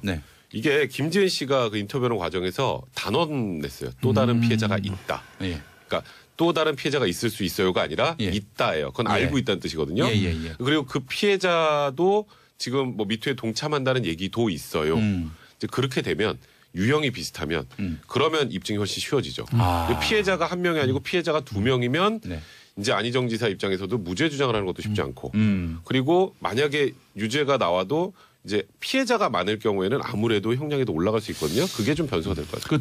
두 분의 말씀을 판례로 하나 제가 뒷받침을 해드리자면 역시 2017년도 10월 달에 나온 판례가 있습니다. 여기에 대해서 이제 그런 어떤 경우에 이런 범죄가 인정될 것인가 하는 기준을 제시한 게 있는데요. 거기에 보면은 이제 이거는 성폭행에 관한 판례인데 유형력을 그러니까 폭행을 한 거죠. 폭행을 하게 된 경위, 그 다음에 피해자와의 관계, 그리고 그 행위 당시하고 이후의 정황 이런 것들을 다 봐야 된다는 그러니까 두 분 말씀하신 걸 그대로 판례에서도 그대로 얘기를 하고 있습니다. 알겠습니다. 자, 저희가 이제 3부에서는요. 어디선가 위험에 처할 수 있는 여성들을 위해서 피해 상황에 처할 경우 어떻게 대처해야 하는지 그 부분도 또 짚어보도록 하겠습니다. 김용민의 정치쇼 2부 여기까지고요. 11시 지나서 3부에서 뵙겠습니다. 정치쇼 3부로 넘어왔습니다. 3변시대 계속 이어가겠습니다. 김태현 변호사, 백성문 변호사, 이정열 전 판사와 함께하겠습니다. 자, 앞서서 안희정 전 지사 성폭행 사건 관련해서 이 위력에 의한 성폭행 이게 말이죠. 기소조차 되기 어렵다. 이런 이야기가 있는데 맞습니까? 네. 맞죠. 아까 조금 전에 이정열 판사님께서 얘기해 주셨잖아요. 양형 기준조차 없다고. 그러니까 왜냐하면 폭행 협박은 심플해요. 이게 위력인지 아니면 상사하고 오빠하고 좋은 감정이었는지 그 중간에 이제 폭행이나 협박이 빠지니까 그 부분을 입증하는 게 굉장히 애매하죠. 그러다 보니까 쉽지 않은데 일단 지금 뭐 김지은 씨의 얘기 우리 인터뷰 내용을 쭉 들어보면 김지은 씨는 위력으로 느꼈다는 것처럼 보여요. 그리고 만약에 지금 또 다른 피해자가 있다라는 피해자도 동일하게 진술을 한다면 그러면 기소될 가능성은 많은데 근데 기소하고 유죄하고는 다르잖아요. 아, 기소가 됐다 하더라도 법정 가서 무죄 판결 날 수도 있다. 그렇죠. 이게 왜냐하면 사실 둘 간의 얘기하고 이거를 예를 들어서 그때 당시 뭐 텔레그램 이런 것도 막 공개했었잖아요. 근데 그 내용에서도 어쨌건 김지은 씨가 무슨 말을 했는지는 좀 빠져 있고 그래서 어떤 대화가 오고 갔는지 그 성관계 전후에 어떤 상황이 있었는지 이런 부분들이 명확하게 확인돼야 되기 때문에 그게 일단은 지금은 뭐 부적절한 성관계라는 부분은 뭐 명확하죠. 그거는 그 부분은 어떻게 뭐 안정이사가 뭐라고 할 수 있는 상황이 아닌데 만약에 간통죄가 살아 있었다면은 처벌 대상이었겠네요. 그러면 이제 이혼을 전제로 해서 이제 부인이 이혼송을 제기하고 고소를 해야 되는 거죠. 이제 그건 이제 좀 별개 문제고 그건 친고죄입니까? 그건 당연히 친고죄죠. 간통죄 같은 경우는. 근데 뭐 이제 그거는 폐지됐으니까 이제 문화의 문제는 아닌 것 같고 이제 부도덕의 문제로 가는 거고 그거는 그 다음에 이제 이 위력 위계에 의한 이 간음죄는 뭐 일단 인정되기가 그렇게 쉽지는 않다. 그래서 이거는 법정 가면 어떻게 될지 모른다. 뭐 그렇게 봐야 될 것 같네요. 정확하게 표현을 하자면 이거죠. 일단 업무상 위력 위계에 의한 간음죄가 양형 기준조차 없을 정도로 이 인식이 안 돼 있다는 거는 실제 사례는 많은데, 그러니까 수사기관에 오는 사례는 많은데 기소되는 건수가 적다 이렇게 보기보다는 아예 수사기관에 오는 사례조차도 별로 없다. 그러니까 지금 이 미투 운동이 벌어지고 있는 이유하고도 완전히 맥이 닿아 있는 거예요. 그러니까 피해자 입장에서는 이거를 드러내자니 일단 드러내는 것 자체도 어려울 뿐만 아니라 드러낸 이후에도 본인이 어떤 보호를 받는 게 아니라 피해를 받기 때문에 그 업무상 위력이라는 게 결국 자기의 업무상 지위 상급자를 가지고 얘기를 해야 되는 건데 자기의 생계를 걸어야 되는 그런 문제가 생길 수도 있으니까 오히려 세상이 드러내기가 힘들었다는 거죠. 그래서 자기 얼굴도 드러낼 정도면은 뭐 보통 용기를 낸 것이 아니니까. 그렇죠. 그러니까 이 미투 운동이 되게 중요하고 확산되고 우리가 많이 같이 해야 된다는 이유가 이 통계상으로도 나오는 겁니다. 이 업무상 위력 위계에 의한 간음 자체가 그렇게 처벌 사례가 없었다는 그게 이걸 반증하는 거죠. 제가 꼭 말씀드리고 싶은 게 지금 최근에 이제 미투 운동을 쭉 보면 대부분 사례가 비슷하잖아요. 그죠? 근데 유명인들은 뭐 유죄건 무죄건 간에 사회적으로 엄청난 지탄을 받기 때문에 그래도 이 피해자들이 해볼 만한데 쉽게 말하면 이제 그냥 일반 직장 내 보세요. 일반 직장 내 지금 조금 전에 말씀하셨던 것처럼 위력에 의한 간음. 그러니까 이제 뭔가 이 사람 그런 위세 때문에 본인은 느끼기엔 성폭행을 당했어요. 근데 문제 제기를 해도 일단 기소가 잘 안 돼. 기소가 잘 안 되면 어떻게 되죠? 그럼 이 여성이 안에서 꽃뱀으로 몰려요. 그렇게 된단 말이에요. 그리고 만약에 정말 천신만고 끝에 수사를 했다 기소가 돼요. 뭐 벌금 좀 나오고 뭐 정말 극단적으로 집행유예 나오면 또 돌아오면 또 역시 2차 피해를 여성들이 본단 말이에요. 그래서 유명인들의 대상으로 한 미투 운동은 활발하지만 실제로 요즘에 더 큰 문제는 실제 직장에서 발생하는 문제는 외부적으로 유출되는 게 별로 없어요. 학교 같은 경우만 해도 이제 대중도 그렇고 언론도 관심이 많잖아요. 대학에서 저런 일이 교수가 이럴 수가 있어? 이게 많은데 일반 직장 예를 들어서 뭐 그냥 뭐 예를 들어서 어떤 중소기업에서 그런 일이 있었다. 이건 기사에도 안 나와요. 이제 그래서 그런 분들을 어떻게 보호해 줄 수 있을지. 그래서 좀 얘기가 나오는 게 비공개로 뭐 신고를 하고 조사할 수 있는 방안도 만들고 뭐 여러 가지 만든다는데 진짜 미투 운동의 정신을 정확하게 살리기 위해서는 지금 현재 이렇게 밝히지도 못하는 이 지금 직장 내에서 있는 만연한 성희롱이나 성범죄 관련해서 어떻게 해결해 줄지를 고민하는 게 가장 중요하다고 생각드네요. 또 하나 추가해서 말씀드리자면 이 지금 성범죄도 성범죄지만 제가 알기로 여성분들께서 많이 그 고통스러워하고 힘들어하시는 게 성희롱 문제거든요. 근데 성희롱이 참 놀랍지만 우리나라 법률상 처벌 법규가 없어요. 민사상 손해배상은 뭐 정신적 고통을 받았다 그래서 할 수 있는데 그마저도 없어요. 인정받기 그러니까 쉽지 않죠. 인정은 둘째치고 법이 없어요. 법이 없다. 그러니까 이게 엄청난 사각지대인 거죠. 지금 하나 이제 법이 있다면은 18세 미만인 아동에 대해서 성희롱을 하는 경우에는 처벌 법규가 있는데 청소년 보호법. 아동복지법. 아동복지법. 예. 근데 그 외에는 처벌 법규가 없습니다. 법제도가 보완이 돼야 한다. 그 네, 말씀인데. 그렇죠. 예, 알겠습니다. 자, 우리 방송 들으시는 분들 중에 여성분도 계시고 또 남성이지만은 또 약자의 위치에 계신 분도 계실 테고요. 자, 이 어디선가 또 위험에 처할 수 있는 분들을 위해서 만약 피해 상황에 처했을 경우 성폭력 피해를 입었을 경우 어떻게 대처해야 할지 법률적으로 좀 조언 좀 해주시겠습니까? 그러니까 빨리 신고하는 게 가장 좋아요. 신고 어디다? 수사기관에. 수사기관, 경찰. 네, 그리고 네. 여성단체 도움을 청하는 것도 마찬가지고. 왜냐하면 이제 이게 강간죄라는 게 변호사들도 사실 힘들고 판사도 힘들고 검사도 힘들고 왜냐하면 방 안에 두 사람이 있는데 뭐 CCTV가 있는 것도 아니고 녹음을 하는 것도 아니고 어떤 상황에서 두 사람의 관계를 가지게 되는지 두 사람의 진술밖에 없거든요. 그렇죠. 그러니까 그 진술을 계속 조사를 받으면서 진술이 미묘하게 변하지 않나 누구 말이 더 말이 되나 신빙성 이걸 따져볼 수밖에 없다고요. 그러니까 굉장히 어렵습니다. 수사하기도 어렵고 변호하기도 어렵고 판단하기도 어려워요. 그러니까 이제 그런 거를 볼 때 가장 중요한 게 당시의 상황 시작하기 전 문제 그리고 이제 사후 정황이거든요. 예를 들어서 여자가 이거 문제가 있는데 이거 그리고 바로 신고를 했는지 아니면 뭐 그냥 잘 생활을 하고 한 몇 개월 지나다가 갑자기 저 남자애가 잘 사는 거 보니까 이거 안 되겠는데 하고 신고를 했는지 이게 굉장히 중요하다라는 거죠. 그러니까 내가 원치 않는 성관계를 가졌다. 이거 나는 분명히 동의를 하지 않았는데 약간의 유형력이 동반돼서 억지로 이렇게 했다라고 하게 되면 바로 신고하시는 게 맞죠.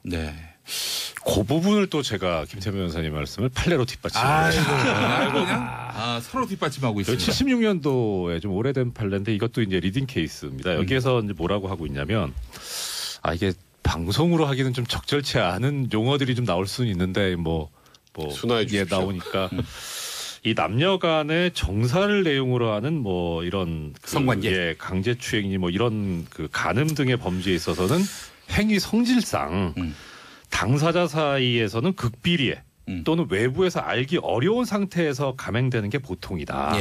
그러니까 이때 피해자 이외에는 어떤 물적 증거나 직접적인 목격 증인 등의 증언을 기대하기가 어려운 사정이 있는 건 맞다.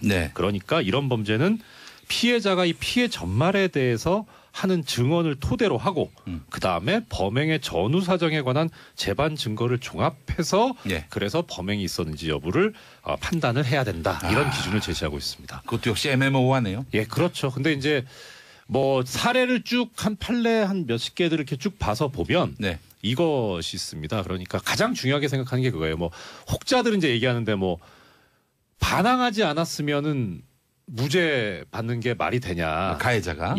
근데 그건 상당히 좀 과장된 거고요. 제일 중요하게 지금 법원에서 보고 있는 거는 범행 후에 어떤 행동을 취했냐예요. 그렇죠. 그러니까 이게 굳이 성범죄뿐만 아니라 뭐 예를 들어 뭐 절도도 그렇고 뭐 강도도 그렇고 이런 신체적인 물리력이 동반되는 경우에는 피해자가 그 끔찍한 순간을 기억하기 싫기 때문에 빨리 현장을 이탈하는 게 일반적이거든요. 그런데 뭐 이런 어떤 뭐 이렇게 잘못된 일이 있었는데 그 가해자와 함께 무죄가 났던 사건들은 보통 그렇습니다. 가해자와 함께 2시간 이상 더 오래 있었다던가. 뭐 아니면 그 이후에 바로 뭐 라면을 끓여줬다는 사람도 있고요. 뭐 하여튼 그렇기 때문에 그런 경우에는 좀 일반적으로 납득이 어렵다라고 해서 무죄를 선고한 케이스들이 많이 있습니다. 피해자라면은 현장을 빨리 떠나는 것이 그렇죠. 그리고 아까 김태현 변호사님 말씀하신 것처럼 그냥 떠나서 묵히지 말고 바로 신고를 하고 더 중요한 거는 일단 증거를 보존해야 되니까 그 얼마 전에 그 신안 그 섬 거기 그 집단 성폭행 사건 그때 그 선생님께서 피해자분께서 하셨던 게 정말 그 당하신 건 아주 안타까운 일이지만 그때 당시에 피해자의 행동으로서는 상당히 모범적인 행동이었죠. 증거를 수집을 하고 절대 뭐 씻거나 하지 마시고. 그 이런 우려를 하는 남성분도 봤어요. 무고를 당할까봐. 뭐 아까 우리 백성원 변호사님 말씀하셨지만은 사내 연애를 했는데 남성이 뭐 상사예요. 또 여성은 이제 그보다는 직급이 좀 아래에 있고 그러다 이제 둘이 잘 연애하다가 만약에 사이가 안 좋아져서 뭐 그런 상황이 발생한다. 심지어 간통하다가 걸리면 그 간통한 상대방이 날 성폭행했다라고 주장하는 경우도 있어요. 그 무고는 굉장히 많은데 근데 저는 보통 보면 이게 무고가 밝혀진 거 요즘에 이 소위 말하는 뭐 카카오톡인 이런 서로 내용 있죠. 문자 메시지나 이런 거. 예. 그런 거를 보면 대충 알아요. 그러니까 그게 이제 말씀드렸던 것처럼 뭔가 강제적이거나 억압된 상황이었으면 좋은 말이 쉽게 서로 안 나가잖아요. 그러니까 상대방 입장에서도. 그게 많이 중요한 것 같고 그다음에 이제 무언가 성폭행이 있었다라고 하는 시점 조금 전에 말씀하셨던 것처럼 그 이후에 둘이 어떻게 지냈는지는 그 회사면 예를 들어서 회사 내 목격자들은 많이 있을 거 아니에요. 그런 부분으로 이제 어느 정도는 해소가 되죠. 근데 다만 이제 걱정하는 분들은 이게 성관계 성폭행이라는 게 둘만 있을 때 은밀하게 진행이 되는 경우가 많기 때문에 목격자가 없잖아요. 어떤 상황으로 진행이 됐는지 그러다 보니까 간혹 이제 무고로 정말 자기는 성폭행한 적이 없는데 처벌을 받는 경우도 간혹은 있습니다. 이제 그런 부분은 이제 수사기관에서 잘 정리를 해줘야죠. 예, 이 정황을 갖고 따질 수밖에 없다. 이런 말씀이고요.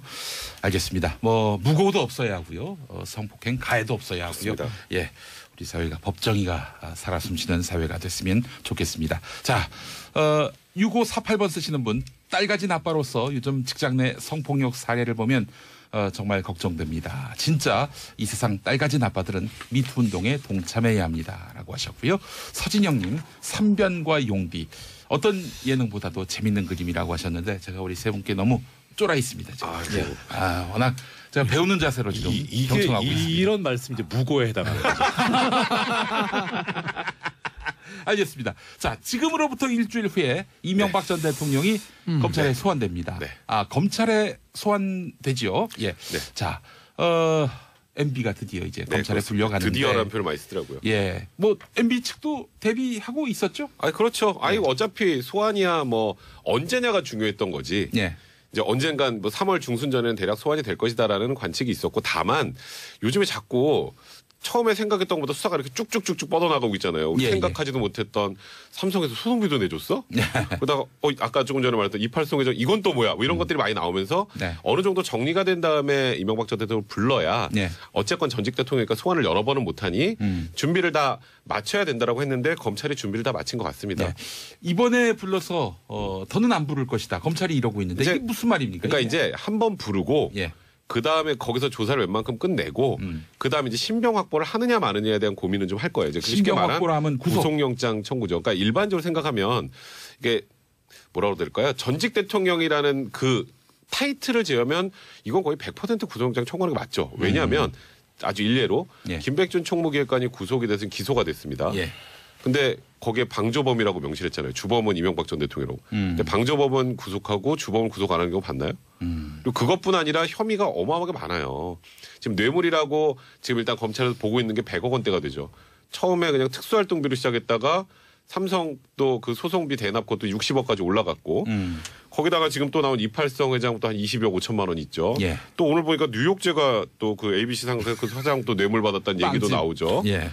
뭐 계속 나와요. 그 빵집까지 나오니까 지금 이제. 그러니까 이런 상황이라면 뭐 뇌물 액수, 그러니까 지금 현재 검찰이 바라보는 액수까지 고려하면 원칙적으로 영장을 청구하는 게 맞는데 근데 검찰 입장에서는 지금 어쨌건 전직 대통령 지금 구치소 있잖아요. 박근혜 전 대통령. 근데 전직 대통령 2명을 다 한꺼번에 보내는 게 정치적으로 부담이 된다라는 설계가 있잖아요. 있죠. 그때 있죠.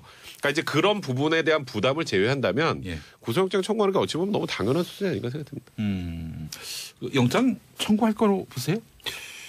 글쎄요. 정무적 판단과 법적 판단은 다르겠죠. 그러니까 법적 판단으로 하면은 영장 청구 맞죠. 100억인데 뇌물 혐의가. 검찰이 뭐하러 정무적 판단까지 합니까?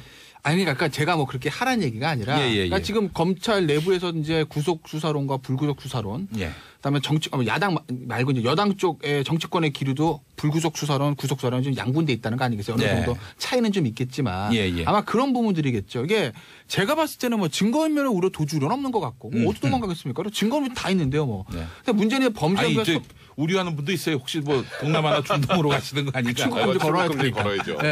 그러니까 이제 범죄 혐의만 보면 뇌물이 지금 혐의가 100억이잖아요. 다른 건 다 떠나서 혐의가.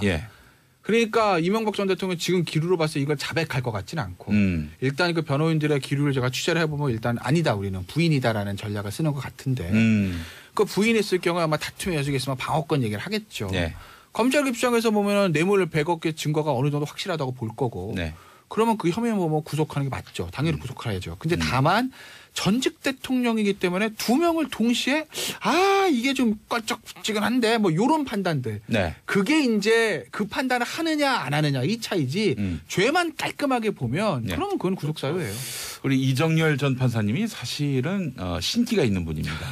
이 구속 전망은 대부분 맞췄어요. 네. 김태현 변호사님이 한 세수입니다. 그렇습니까? 네. 자, 그럼 두 분에게 한번 그러니까 이거는 돗자리를 한번 펴보겠습니다. 영장을 치면 저는 100% 나올 거로 봐요. 법원의 입장에서 봤을 때 영장을 검찰이 청구를 하면은 저는 100% 나온다고 보는데 검찰이 청구하느냐 마느냐 안 하느냐 그 부분이. 이거 검찰이 칼 쥐고 있는 거예요. 검찰이 하면 나오는 거고요. 안 하면 그냥 이제 그 말 그대로 좀 전에 김태현 변호사랑 저랑 거의 유사하게 했던 것처럼 정무적인 판단을 한 거죠. 그렇게 되면. 근데 그럼 비난을 많이 받을 거예요. 네. 영장 청구 최종 결재 최위선 윤석열 지검장입니까?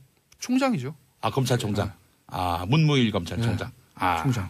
자, 그러면은 검찰이 청구할 것 같습니까? 그건 모르겠어요, 저도. 그 다음 주에 나와서 예측 한번 해볼게요. 다음 주에 왜냐면 9시 반 수요일 9시 반 소환이니까 저희가 아마 이 토크 한변시대 할 때 뭐 한참 커피 마시고 조사 시작할 때거든요.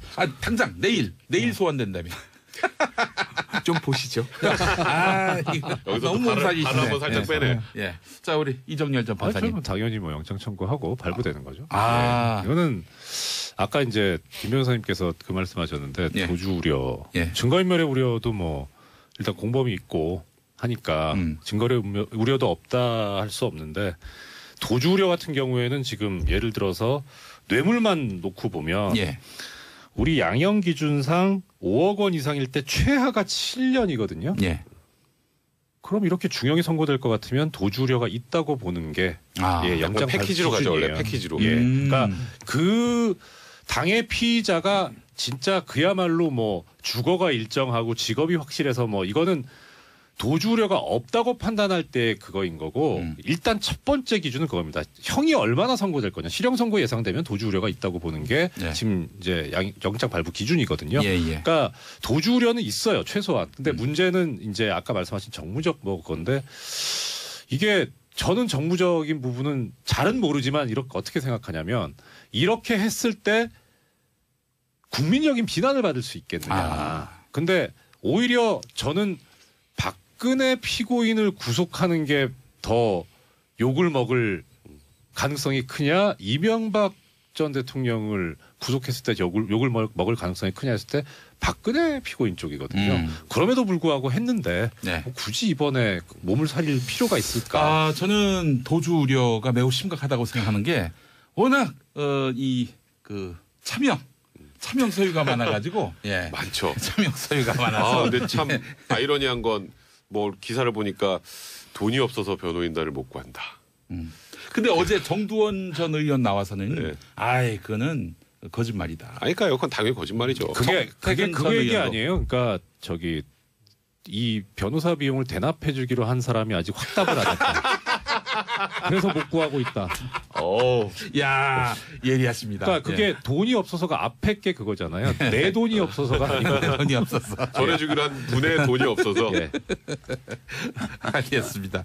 자, 그래요. MB 소환을 앞두고 이상득 전 의원이 오늘 소환된 모양이죠? 근데 이제 마지막으로 다지게 하는 거죠. 검찰 입장에서는. 검찰은 지금 조금 전에 김 변호사도 얘기했던 것처럼 거의 모든 증거를 다 들고 있어요. 이게 이렇게 얘기해 보죠. 그러니까 지금 MB 측근이라는 사람들이 검찰 조사를 받고 그 전에 과거에 2008년 특검 때 다 부인했던 사람 지금 다 인정하죠. 그거 왜 그럴 것 같아요? 이번 정권이 바뀌었으니까 인정해야지가 아니고 이거 명백한 객관적 물증이 나오는데 거기서 어떻게 계속 모른다라고 해요. 그래서 그런 거예요. 끈 떨어졌기 때문에 이제 MB 끈 떨어져서가 아니에요. 끈 떨어졌다고 저 사람 이제 끈 떨어졌으니까 하자가 아니라 본인도 처벌받아야 되는데요. 이 사람들도 지금 다 기소되고 구속되고 하잖아요. 그 윗선을 얘기하지 않으면 내가 최윗선으로 몰릴 수 있다. 쉽게 말하면 덤탱이 쓸 수도 있는 거고 거기다가 이렇게 물적 증거가 명확하게 나와 있으면 그게 영포빌딩 지하 1층에서 검찰이 압수수색하고 난 이후부터 확 변하고 생각지도 않은 이런 지금 뭐 아까 말한 소송비 대납이니 뭐 뉴욕제가 이렇게 다 나오잖아요. 빵집 같은 게 이렇게 나오잖아요. 이제 그러니까 이거는 객관적으로 움직일 수 없는 증거 때문에 인정하는 거지 그냥 말 그대로 그냥 배신이라고 생각하면 안 된다는 생각이죠. 이게 이런 거죠. 그러니까 이상득 전 의원을 소환하는 그런 부분들은 이명박 대통령의 혐의 중에서 삼성 뇌물죄 같은 거야. 먼저 돈 흐름 자체가 이제 다스에서 에이킹 건프로 왔다 갔다 한 거는 그렇다 치고 실질적으로 현물의 이 돈가방이 움직이는 것들의 물리적인 종착지는 이상득 전 의원이거든요. 그러니까 예를 들면 김소남 전 의원의 공천원금 같은 것도 이상득 전 의원 갖다 줬다라는 게 이제 전달했다라는 게 김백준 전 기획관의 진술이고 그다음에 저 280 메모에서는 22억도 SD 8억 이상주 14억 이거 아니겠습니까? SD 8억 이상득 전 의원 줬다는 거예요. 이상주 14억도 본인이 가방을 받아서 이상득 전 의원이 전달해 줬다는 거거든요. 그러니까 물리적 종착지는 현금으로 온 건 이상득 전 의원이라는 거죠. 이씨 일간의 딜레마에 빠질 겁니다. 형이냐 정직 대통령이냐. 네? 검찰은 실질적으로 그 당시에 이명박 캠프의 좌장은 이상득 전 의원이고 물리적으로는 이상득 전 의원이 받았지만 그게 이상득 전 의원을 꿀꺽한 게 아니라 MB랑 쉐어했다. 초선은 MB와 어떤 허락을 받아서 공모했다. 뭐 이렇게 보는 걸 거예요. 최순실 박근혜 전 대통령 관계처럼. 근데 그 관계보다 좀 더 돈독하겠죠. 형제고 또 그냥 형도 아니고 완전 파워 있는 정치인이니까.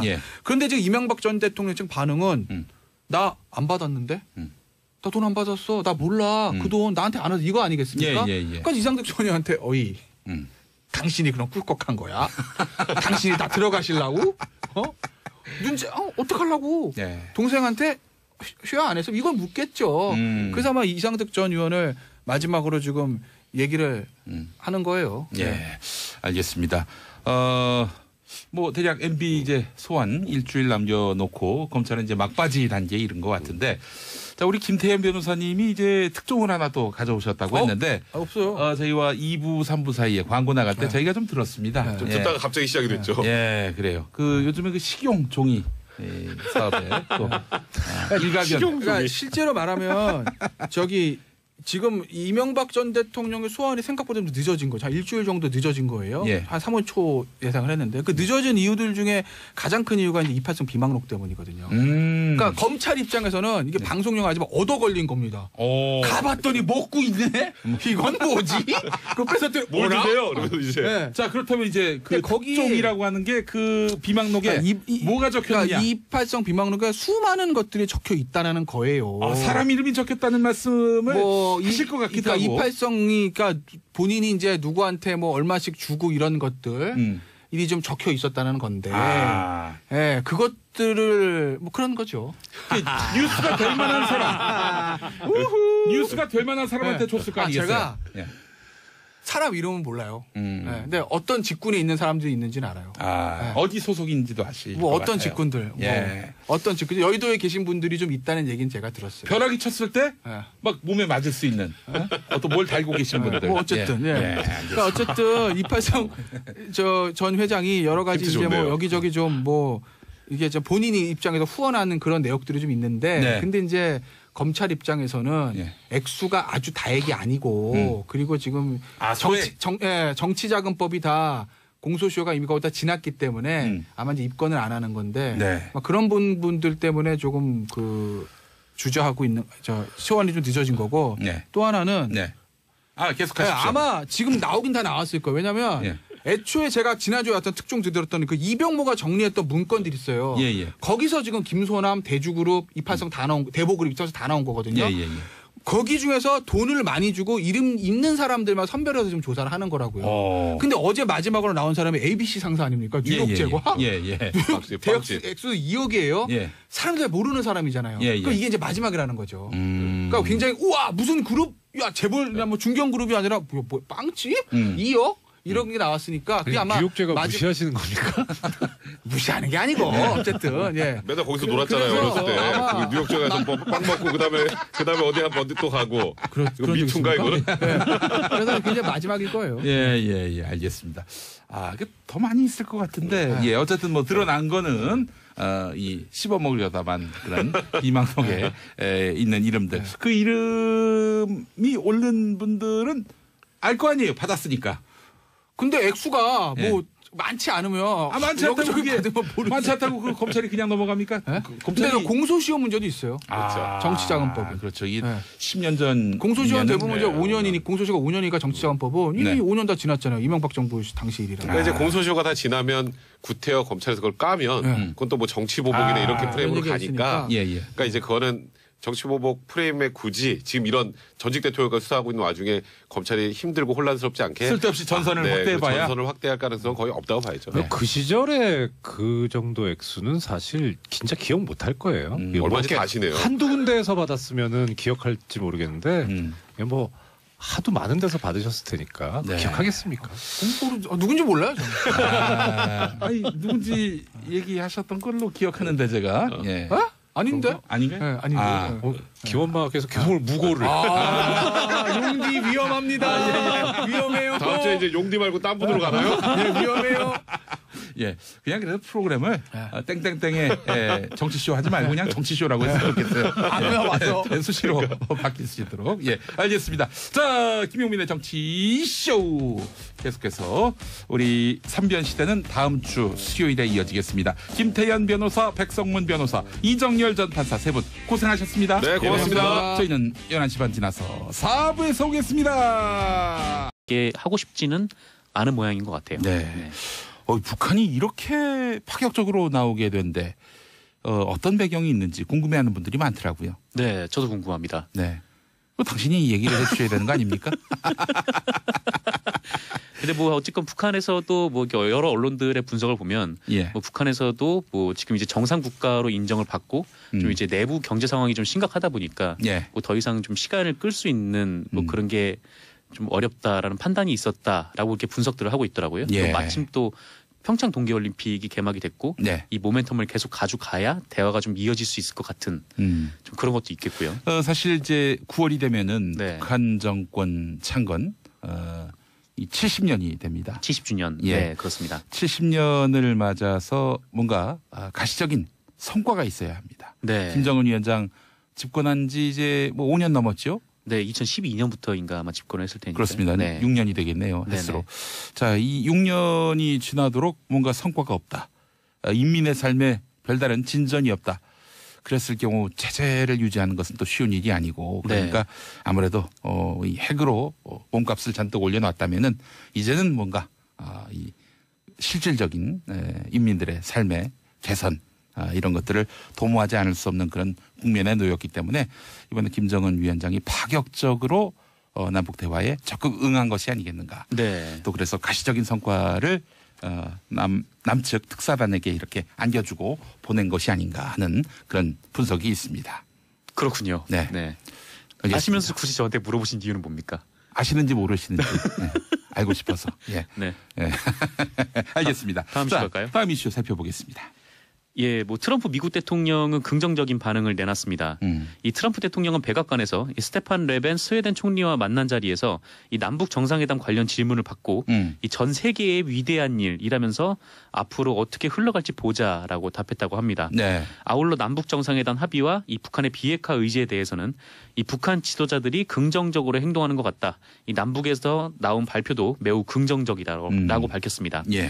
다만 지금까지 북한과 좀 먼 길을 걸어왔다면서 좀 지켜보자는 말도 덧붙이긴 했는데 그래도 반응은 대체로 긍정적으로 나타나서 예. 이제 곧 특사단이 미국으로 가죠. 그 전망도 되게 밝게 지금 보이고 있습니다. 예. 이 주변국들도 입장을 밝혔는데요. 네. 이 중국의 경상 외교부 대변인은 긍정적인 결과라면서 환영한다라고 했고요. 예. 일본의 오노데라 이스노리 일본 방위상은 예. 네, 북한이 핵과 미사일 정책을 바꾸는 것이 확인되지 않는 한 압력을 약화할 필요가 없다. 네, 좀 부정적인 입장을 내놨습니다. 일본만 상당히 뭐랄까요, 좀 회의적이네요. 회의적인 입장을 가진 집단들이 몇 곳 있는데 이제 일본이 있고, 그다음에 정당 중에서는 그 자유한국당, 한국에, 그다음에 언론 중에서는 그 조선일보가 약간 좀 다른, 좀 이렇게 좀 우려하는 듯한 목소리를 내고 있습니다. 네, 그래요. 오늘 신문들 반응도 보면은 대체로 조선일보는 상당히 북한의 비핵화 의지에 대해서 의심하더라고요. 네, 그 조선일보는 다른 언론과 제목에서 좀 차이가 있었는데 이 조선일보 3면을 보니까 뭐 북미 대화 해봐야 안다, 뭐 정의용 메모 논란 이런 제목들의 기사들이 좀 있고요. 그리고 뭐 한국 언론이 동행 취재를 못해서 북매체의 일반적인 추정만 지켜봤다, 뭐 이런 기사라든가 뭐 대북 확성기 관련된 기사는 뭐 다른 언론에서는 좀 보기 어려웠던 그런 기사기도 했습니다. 예, 그 어떻게 취재하게 해주면은 잘 보도해줄 마음이 있는 겁니까, 그분들, 언론들? 뭐 나름의 입장에서야 잘 보도를 나름의 입장, 자기들의 하지 않겠습니다. 관점에서. 예. 자, 그래요. 하여튼 이 언론이 그 신뢰를 얻어야. 네, 그렇습니다. 또 국민들의 신망을 얻어야 사실 그런 비판을 해도 국민들이 수긍하지 않을까. 왜 언론은 보도하지 못하게 하는가라고 얘기했을 때 네. 국민들이 수긍하지 않을까 하는 생각을 해봅니다. 그렇습니다. 뭐 같이 가서 이제 취재를 했으면 더 좋았겠지만 네, 아무래도 좀 외교적 상황이다 보니까 네, 어려움이 좀 있겠죠. 남북 관계에 또 특수성도 있는 것이고요. 정말 말 그대로 씹어먹을 뻔했다 이런 특종을 터뜨려 주신 우리 김태현 변호사님 어서 오십시오. 안녕하세요. 예. 자랑부터. 좋은 방송이에요. 이번 주도 하나 좀 터뜨려봐요. 제가요 자랑을 해야지. 제가 원래 이제 3변시다 하면 항상 또 단독을 또 하지 않습니까? 단독. 지난주에 제가 나와서 공개적으로 2개를 말씀드렸어요. 뭘 말씀드렸냐면 이팔성 씨가 어떻게 조사받았냐. 이병모의 메모가 있었다. 그 조사를 하다 보니까 거기서 이팔성 이름이 나왔고 이팔성을 씨를 조사하다가 집에 압수수색을 갔더니 메모지를 뜯어서 먹고 있는 거를 식용될 것도 아니고 뭐. 그래서 이팔성의 비망록이 시상에 나왔다. 이걸 말씀드렸는데 그날 저녁에 이 2개가 다 모 언론사에 단독 보도 나왔습니다. 단독 보도. 예.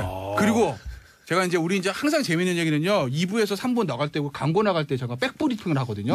그때 제가 백브리핑에서 지난주에 무슨 말씀을 드리냐면 김소남 의원이 지금 공천한 건 문제가 있다. 한나라당 비례대표. 그 말씀드렸는데 또 그 다음날 또 언론사 단독 보도로 나왔습니다. 요거는 제가 증언해드릴 수 있습니다. 했어요. 그래서 오늘도 제가 우리 정치쇼 청취자 여러분들을 위해서 단독을 하나 말씀을 드려야 되는데 인사 좀 끝나고요. 오늘은 이따가 백브리핑 할 때 하려고요. 백브리핑. 화장이 있을 것 같아요. 알겠습니다. 자, 그래요. 이따가 또 특종 기대하고. 자, 이번엔 3변시대 패셔니스타. 비교 대상이 3변입니다. 다른 분들하고. 이거 아니에요. 웬만하면 여기보다 좀 괜찮은 많이. 자, 우리 피플문 백성문 변호사님. 어서 안녕하세요. 백성문 변호사입니다. 반갑습니다. 이름이 굉장히 좋습니다. 피플문. 그래도 출마할 때 만약 출마하실 일이 있으면 피플문으로 미셔도 되겠어요. 백성문. 와, 처음 들어봤어요. 아니요. 왜냐면요. 제가 이 백성문 이름을 가지고 제가 만든 원래 고등학교 1학년 때부터 친구거든요. 그렇습니까? 그래서 제가 만든 별명이 있는데 방송에서 할 수가 없는 별명이에요. 근데 피플문이라는 이게 좋게 평가를 해주시네. 난 이 생각을 못했어요. 저는 피플문으로는 출마돼야 되겠네. 그러니까 좋네요. 이게 제가 만든 거랑은 이름입니다. 실적으로 다릅니다. 선거 친화적인 이름이에요. 소개전이긴 한데 별명이면 혹시 백 변호사님 문빠세요? 전세모. 알겠습니다. 자, 이번에는 대한변협에서 거부당한 워낙 큰 분이라서 감히 대한변협이 끌어안을 수 없는 큰 판사 정치쇼 청취자들 마음속에는 이미 변호사 이정열 전 판사님 어서 오십시오. 안녕하십니까. 근데 왜 다른 분은 현직인데 저는 왜 전직으로 소개해 주세요? 그럴까요? 그러면 현 법무법인 동안의 사무장입니다. 사무장. 알겠습니다. 두 분은 변호사를 대표하시고 또 한 분은 사무장을 대표하시고. 3변 시대인데 왜 변호사님을 부르시지? 사무장을 부르셨어요. 사무장인데 변호사보다 더 잘 알아. 그게 함정이죠. 알겠습니다. 저는 이제 피의자계를 대표해서 피의자계를 대표해서 제가 나왔습니다. 자, 오늘도 세 분이 똘똘 뭉쳐서 정말 재미난 3변 시대 기대하겠습니다. 자, 좀 뭐 하나 좀 푸시죠. 일단 상황 좀 보고 제가. 상황 보고. 일단 제가 백브리핑 해드릴게요. 알겠습니다. 백브리핑. 자, 백브리핑 제가. 김 변호사님 저렇게 비싼 티 내시는 분이 아닌데. 요즘에 굉장히 비싼 척해요. 지난주에 단독 2개 그날 저녁에 메인 뉴스에 딱 방송 하나씩 나왔죠. 근데 이거 백브리핑한 거. 업무상 비밀 누설은 아니죠? 아니죠. 좀 다 비공무상 기밀 누설. 그냥 한 며칠 빨리 말씀드려요. 업무가 방송이시라서. 그런가요? 그런가요? 알겠습니다. 자, 안희정 쇼크 정말 오늘도 충격파가 계속되고 있습니다. 성폭행 의혹에 대한 수사가 시작됐다고 하는데 수사가 시작됐다는 보도가 있고 내사가 시작됐다는 보도가 있는데 수사와 내사는 다릅니까? 같습니까? 그러니까 수사 전 단계가 내사라고 보시면 돼요. 그러니까 그저께 광의의 수사. 그저께 사실 김지은 그 당시에 이제 수행비서 시절에 안희정 지사에게 이제 8개월 동안 한 4차례 정도 성폭행을 당했다라는 정말 충격적인 폭로가 있었죠. 사실 저는 그거를 한 1시간 전쯤인가 이제 누가 카카오톡으로 보내줘서 저는 그냥 맨 처음에 어떻게 생각했냐면 안희정 지사가 뭘 당했다는 거야. 이렇게 느꼈을 정도로 안희정 지사는 굉장히 좀 깨끗하고 좀 이렇게 성실하고 이런 이미지였잖아요. 그래서 국민들이 안녕하십니까. 대한민국의 시사 토네이도 김용민의 정치쇼 김용민입니다. 자, 지금 이 시각 여러분이 가장 많이 찾아본 실시간 검색어 들여다볼까요? 먼저 김관진. 네, 박근혜 정부 시절 청와대 안보실장을 지냈던 인물이죠. 세월호 참사의 책임, 박근혜 전 대통령에게 있는 것이 아니다, 이렇게 이야기를 했었는데, 이것이 과연 사실인가, 혹시 책임을 다른 쪽으로 옮기려 한 그런 의도가 있는 것 아닌가 하는 여러 가지 의혹 때문에 구속영장이 청구됐는데 법원이 오늘 새벽 기각했습니다. 그래서 이름이 올랐고요. 자, 또 다른 검색어 보겠습니다. 일본 화산. 네, 일본 화산도 관심사입니다. 어제 낮에 규슈에서 화산이 폭발했지요. 한라산 높이보다 더 높은 2,300m까지 연기가 치솟았다고 하는데 얼마나 대단했는지 제주가 화산재의 영향을 받을 것으로 보입니다. 아베 일본 총리 가슴에도 화산재가 쌓이고 있죠. 일본 빼고 남북한, 미국, 중국 모두가 환영하는 남북정상회담. 남북정상회담이 포털 검색어 상위 순위를 기록하고 있습니다. 4월 말에 문재인 대통령과 북한 김정은 국무위원장이 만나는데요. 그렇게 되면 3차 남북정상회담이 되겠습니다. 자, 그래서 이 세 가지 검색어 중에 용디, 김용민이가 고른 실시간 검색어는 역시 남북 정상회담입니다. 북한이 비핵화의 의지도 밝혀서 크게 주목받고 있는데 이왕 이렇게 만나게 된 거 자주 만났으면 좋겠습니다. 참, 남북 정상 사이에 핫라인도 설치된다고 하지요. 그래서 이 노래 안 들을 수 없습니다. 장기하와 얼굴들의 우리 지금 만나. 김용민의 정치쇼 함께하고 계십니다. 자, 고릴라를 통해서 전 세계 어디서든 만나실 수 있는 김용민의 정치쇼. 서울에서는 FM 105.5 그리고 FM 103.5군요. 예, 103.5 그리고 경기도 이천에 중계소가 있습니다. 98.3 그리고 KMN 러브 FM을 통해서는 부산 105.7 기장정관 89.3 그리고 양산 88.5 그리고 창원 90.9 그리고 이번에 진주에도 오픈했습니다. 98.7을 통해서 서울과 부산 경남 일대에서 우리 방송 함께 하실 수 있습니다. 자, 오늘 돈돈 브리핑으로 시작하겠습니다. 정상근 미디어 오늘 기자 어서 오십시오. 네, 안녕하십니까. 미디어 오늘 정상근 기자입니다. 네, 돈돈 브리핑. 인생관이 묻어있는 네, 그렇습니다. 예. 저의 모든 것. 예, 돈돈. 예, 돈돈. 네. 돈, 머니. 네, 예. 그렇습니다. 머니 많이. 네. 네, 머니 많이. 밖에서 10,000원짜리 한 장만 흔들어 주시면 더욱 열심히 더욱더 열심히 하는 우리 모습 보여드리도록 하겠습니다. 예, 자, 정 기자님 오늘 어떤 이슈부터 전해주시겠습니까? 네, 오프닝 때 잠깐 말씀하셨는데 남북이 오는 4월 말 정상회담을 갖기로 했습니다. 네. 이 대북특별 사절단은 1박 2일간의 방북 일정을 마치고 어제 오후 서울공항을 통해서 돌아왔는데요. 예. 그리고 어제 오후 8시 청와대에서 특사단 수석인 이 정의용 청와대 국가안보실장이 브리핑을 했습니다. 예. 합의 내용이 상당히 많더라고요. 일단 첫 번째로 남북이 오는 4월에 판문점에서 정상회담을 하기로 했고요. 특히 판문점 남측 평화의 집에서 하기로 했습니다. 네. 그러니까 우리 영토죠. 그렇습니다. 네, 북한의 지도자가 남한 영토로 내려온 것은 군사 분계선을 넘어서. 네, 군사 분계선을 넘어온 것은 휴전선을 넘어온 것은 네. 처음입니다. 예. 그래서 아마 평양에서 했으면은 또 굴욕적이다 이런 비판이 나왔을 수도 있을 텐데 네. 또 이 부분에 대해서는 다들 높게 평가하는 것 같아요. 실제로 이제 남북 사이에 김정일 위원장이 생존해 있을 때 답방 형식으로 서울에 오는 게 어떻겠는가 이렇게 북측에다가 남측 관계자가 넌지시 이제 제안을 했대요. 그때 이제 북측에서는 북쪽에서 하면은 우리가 통제가 되기 때문에 안전을 보장할 수 있지만은 자, 장명자님, 북에서 불어오는 훈풍이 마음까지 따뜻하게 합니다. 정말 봄이 왔습니다. 네. 때마침 어제는 경칩이었습니다. 개구리가 깨어난다는. 예, 그렇습니다. 그런가요? 네. 남북 관계도 이렇게 경칩을 맞았습니다. 그렇습니다. 얼마나 문학적인 표현입니다. 비유가 되게 좋으시네요. 예. 네. 훌륭하지 않습니까? 네, 감동적입니다. 눈물까지 흘리시고. 예, 보셨나요? 자, 서정아님, 제가 아침 6시에 그동안 방송했습니다. 네. 김용민의 뉴스 브리핑 진행했는데, 그래서 딴 사람이 해가지고, 제가 어디 딴 데로 갔는지, 출마 선언을 했는지 궁금해 하셨는데, 제가 시간을 바꿨습니다. 네. 10시로 10시. 옮겨왔습니다. 오전 10시입니다. 자, 박미진님 두 분 화면이 꽉 차서 보기만 해도 배부릅니다라고 해주셨습니다. 박민진님도 모니터를 큰 걸 사시는 편이에요. 그렇습니다. 지금 보시는 모니터가 너무 좁네요. 네. 예. 자, 그리고 현기성님 돈돈브라더스. 왜 돈돈브라더스냐? 예. 매 시간 저희가 앞에서 얘기합니다. 저희들의 인생관입니다. 네. 정상근 기자님의 인생관입니다. 저희들이 아닌가요? 저는 돈돈이 아닙니다. 네. 예. 자, 돈돈 브라더스와 함께하는 돈돈 브리핑. 다음 소식은요. 예, 경남 통영에서 어선 한 척이 전복돼서 아이고. 3분이 숨지고 5분이 실종이 됐습니다. 세상에. 6일 오후 11시 35분께 경남 통영시 좌사리도 남서방 4.63km 해상에서 이 59톤급 쌍끌이 저인망 어선이 전복이 됐는데요.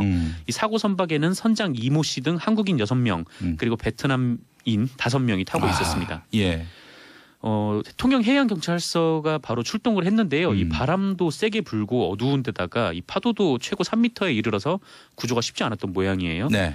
일단 4명은 그 주변에 있던 같은 선단 소속인 예. 다른 배가 구조를 했는데 해경은 수중 수색을 통해서 이 뒤집힌 어선 내 조타실 그리고 식당에서 2명을 추가로 찾아서 6명을 찾았습니다. 근데 이렇게 구조된 6명이 병원으로 이송이 됐는데 이미 3분이 호흡과 의식이 없는 상태이셨다고 해요. 네. 그래서 그 선장인 이 씨 그리고 통신장인 백모 씨, 선원 안모 씨 등 한국인 3명이 사망 판정을 받았습니다. 네, 그리고 세상에. 5분이 실종 상태인데요. 예. 좀 빠르게 좀 구조가 되었으면 좋겠습니다. 예, 실종된 분들 골든 타임이 있어요. 네, 이 골든 네. 타임 안에 다 무사히 구조되기를 바라는 마음입니다. 자, 마지막 소식. 이거 참 민망한 소식입니다. 네, 어떤 거를 할까요? 김관진을 할까요? 아니면 이명박 전 대통령을? MB로 가죠. 네, 예. 그러시죠. 예.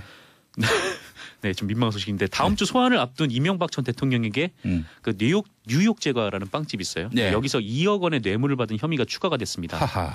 그 6일 한국일보에 따르면 이 서울중앙지검 특수 2부는 이명박 전 대통령 측이 2007년 대선 전후로 ABC 상사 회장 손모 씨로부터 2억 원을 받은 정황을 포착했는데요. 예. 이 ABC 상사가 무슨 회사냐면 예. 이 서울 지하철 2호선 강남역 일대의 그 대표적인 명소로 꼽혔던 이 뉴욕 제과를 인수하고 운영하던 네. 회사라고 합니다. 예. 한마디로 좀 규모가 크긴 하지만 제과점으로부터 뇌물을 받았다라는 셈이죠. 빵집으로부터 뇌물을. 네, 그렇습니다. 네. 빵집까지 이렇게 받으실 필요가 있었을까? 그러게요. 전에는 또 친구한테도 뇌물을 받고. 예, 그렇습니다. 그 대체 이제 대가가 뭐냐? 왜 이 빵집에서 제과점에서 뇌물을 줬을까? 네.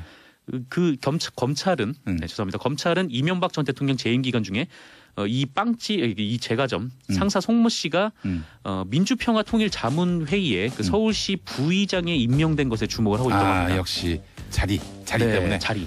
근데 이게 알겠습니다. 무보수 명예직이긴 한데 네. 인맥 따지기에 유리해서 정계 진출 통로로 많이 쓰인다고 하네요. 게다가 무보수인데. 네. 알겠습니다. 자, 1부 마치겠습니다. 정상근 기자 수고하셨습니다. 네, 감사합니다. 김용민의 정치쇼.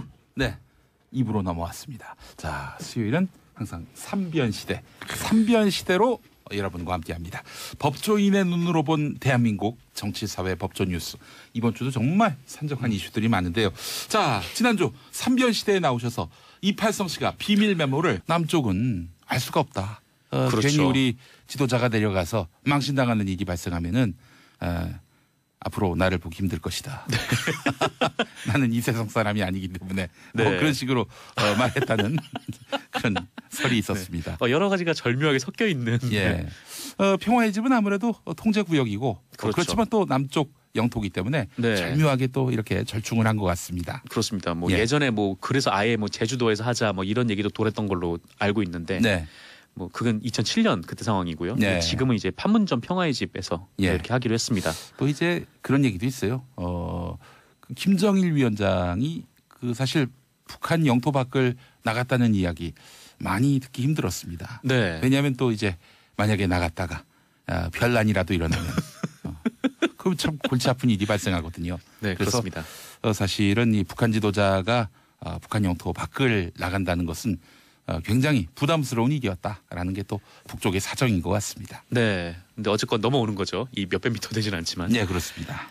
네, 그리고 이제 두 번째는 남북 정상회담 전에 정상 간 한라인을 설치해서 첫 통화를 하기로 했습니다. 네. 이 필요할 때마다 정상 간의 상시 통화를 할 수 있는 거라 이것도 상당히 의미가 큰 그런 조항인 것 같아요. 예. 이 세 번째는 북한이 자신들에 대한 군사적 위협만 해소되고 체제 안전이 보장된다면 이 핵을 보유할 이유가 없다라는 점을 명확히 했습니다. 이게 바로 키포인트입니다. 네. 예. 비핵화를 할 수 있다는 거죠. 그렇습니다. 그 네 번째도 키포인트인데 북한은 비핵화 협의 및 북미 관계 정상화를 위해서 이 미국과 허심탄회한 대화를 할 수 있다는 용의를 표했습니다. 네, 종합하면은 네, 미국이 지금 비핵화를 계속 요구를 하고 있잖아요. 그렇죠. 이전만 해도 비핵화는 의제가 아니다라고 북한에서 얘기를 했었는데 네, 이제 의제가 될 수 있다라는 신호를 보낸 거죠. 미국 쪽도 저렇게 북한이 계속 핵을 고집한다면은 네. 유핵화를 고집한다면은 있을 유자에 유핵화를 고집한다면은 그럼 핵동결을 전제로 만나는 것 어떻겠나 하는 그런 양보안도 사실 검토 안 했던 건 아니에요. 그렇죠. 그게 이제 우리 측 문재인 대통령이 제안한 이 단계적 비핵화론 뭐 그런 것이기도 하고요. 예. 그런데 이제 북한이 비핵화를 전제로 얘기할 수 있다라고 얘기를 한 셈이기 때문에 뭐 미국으로서는 뭐 안 받아들일 이유가 지금 없어진 거죠. 특사단 같은 경우 이번에 사실은 뭐 특사단을 중매로 이렇게 비유하는 사람들이 있던데 말하자면은 아무개가 있는데 아무개 한번 만나볼 생각이 있느냐 이걸 타진하러 북에 갔다가 혼수까지 다 정하고 온 거예요 한마디로. 네, 그렇죠. 뭐 동아일보 칼럼에서도 좀 비슷한 얘기가 있었는데 뭐 미국 쪽에서 얘기하는 게 엄청나게 뭐 재력도 좋고 막 속된 말로 이제 뭐 얼굴도 이제 뭐 출중한 뭐 그런 사람을 계속 이제 요구를 하고 있는 뭐 그런 상황이다 뭐 그렇게 비유를 하더라고요. 예, 그렇습니다. 근데 반면에 이 조선일보 칼럼에서는 네, 그때 그 과거 임진왜란 직전에 그 조선에서 일본의 특사를 파견하지 않았습니까? 그렇죠. 그거랑 비유를 하는 칼럼도 있더라고요. 그걸 또 그렇게 비유합니까? 네. 예. 굉장히 좀 당황스러운 칼럼이었는데 어쨌건 그렇고요. 다섯 번째로 대화가 지속되는 동안에 추가 핵실험 및 탄도미사일 시험 발사 등 전략 도발을 하지 않기로 했습니다. 그리고 핵무기는 물론 재래식 무기도 남측을 향해 사용하지 않겠다고 약속을 했고요. 사실상 이제 평화 체제로 접어들 수 있다 뭐 그런 의미인 것 같고. 사실 북한이 그동안 무기를 개발한 게 뭐 탄도미사일 이런 걸 개발한 걸로 봐서는 뭐 남측을 적대시할 목적의 무기 개발은 아니었던 것 같아요. 그렇죠. ICBM을 굉장히 오랫동안 개발을 해왔는데 사드를 배치하면서 이제 논란이 좀 됐었죠. 그 부분도. 그리고 남측 예술단과 이 태권도 시범단의 평양 방문도 합의를 했고요. 뭐 합의문에는 없었지만 더 엄청났던 거는 이 북한이 한미 연합 훈련에 대해서 중단을 요구할 것이다 이런 전망이 있었는데 예년 수준의 한미 연합 훈련에 대해서는 이해한다라는 입장을 밝혔다는 겁니다. 4월에 있을 군사 훈련도 문제시하지 않겠다. 그렇습니다. 아무래도 우리가 중재 역할을 하다 보니까 뭐 북한 입장에서도 우리를 그렇게 크게 곤란하게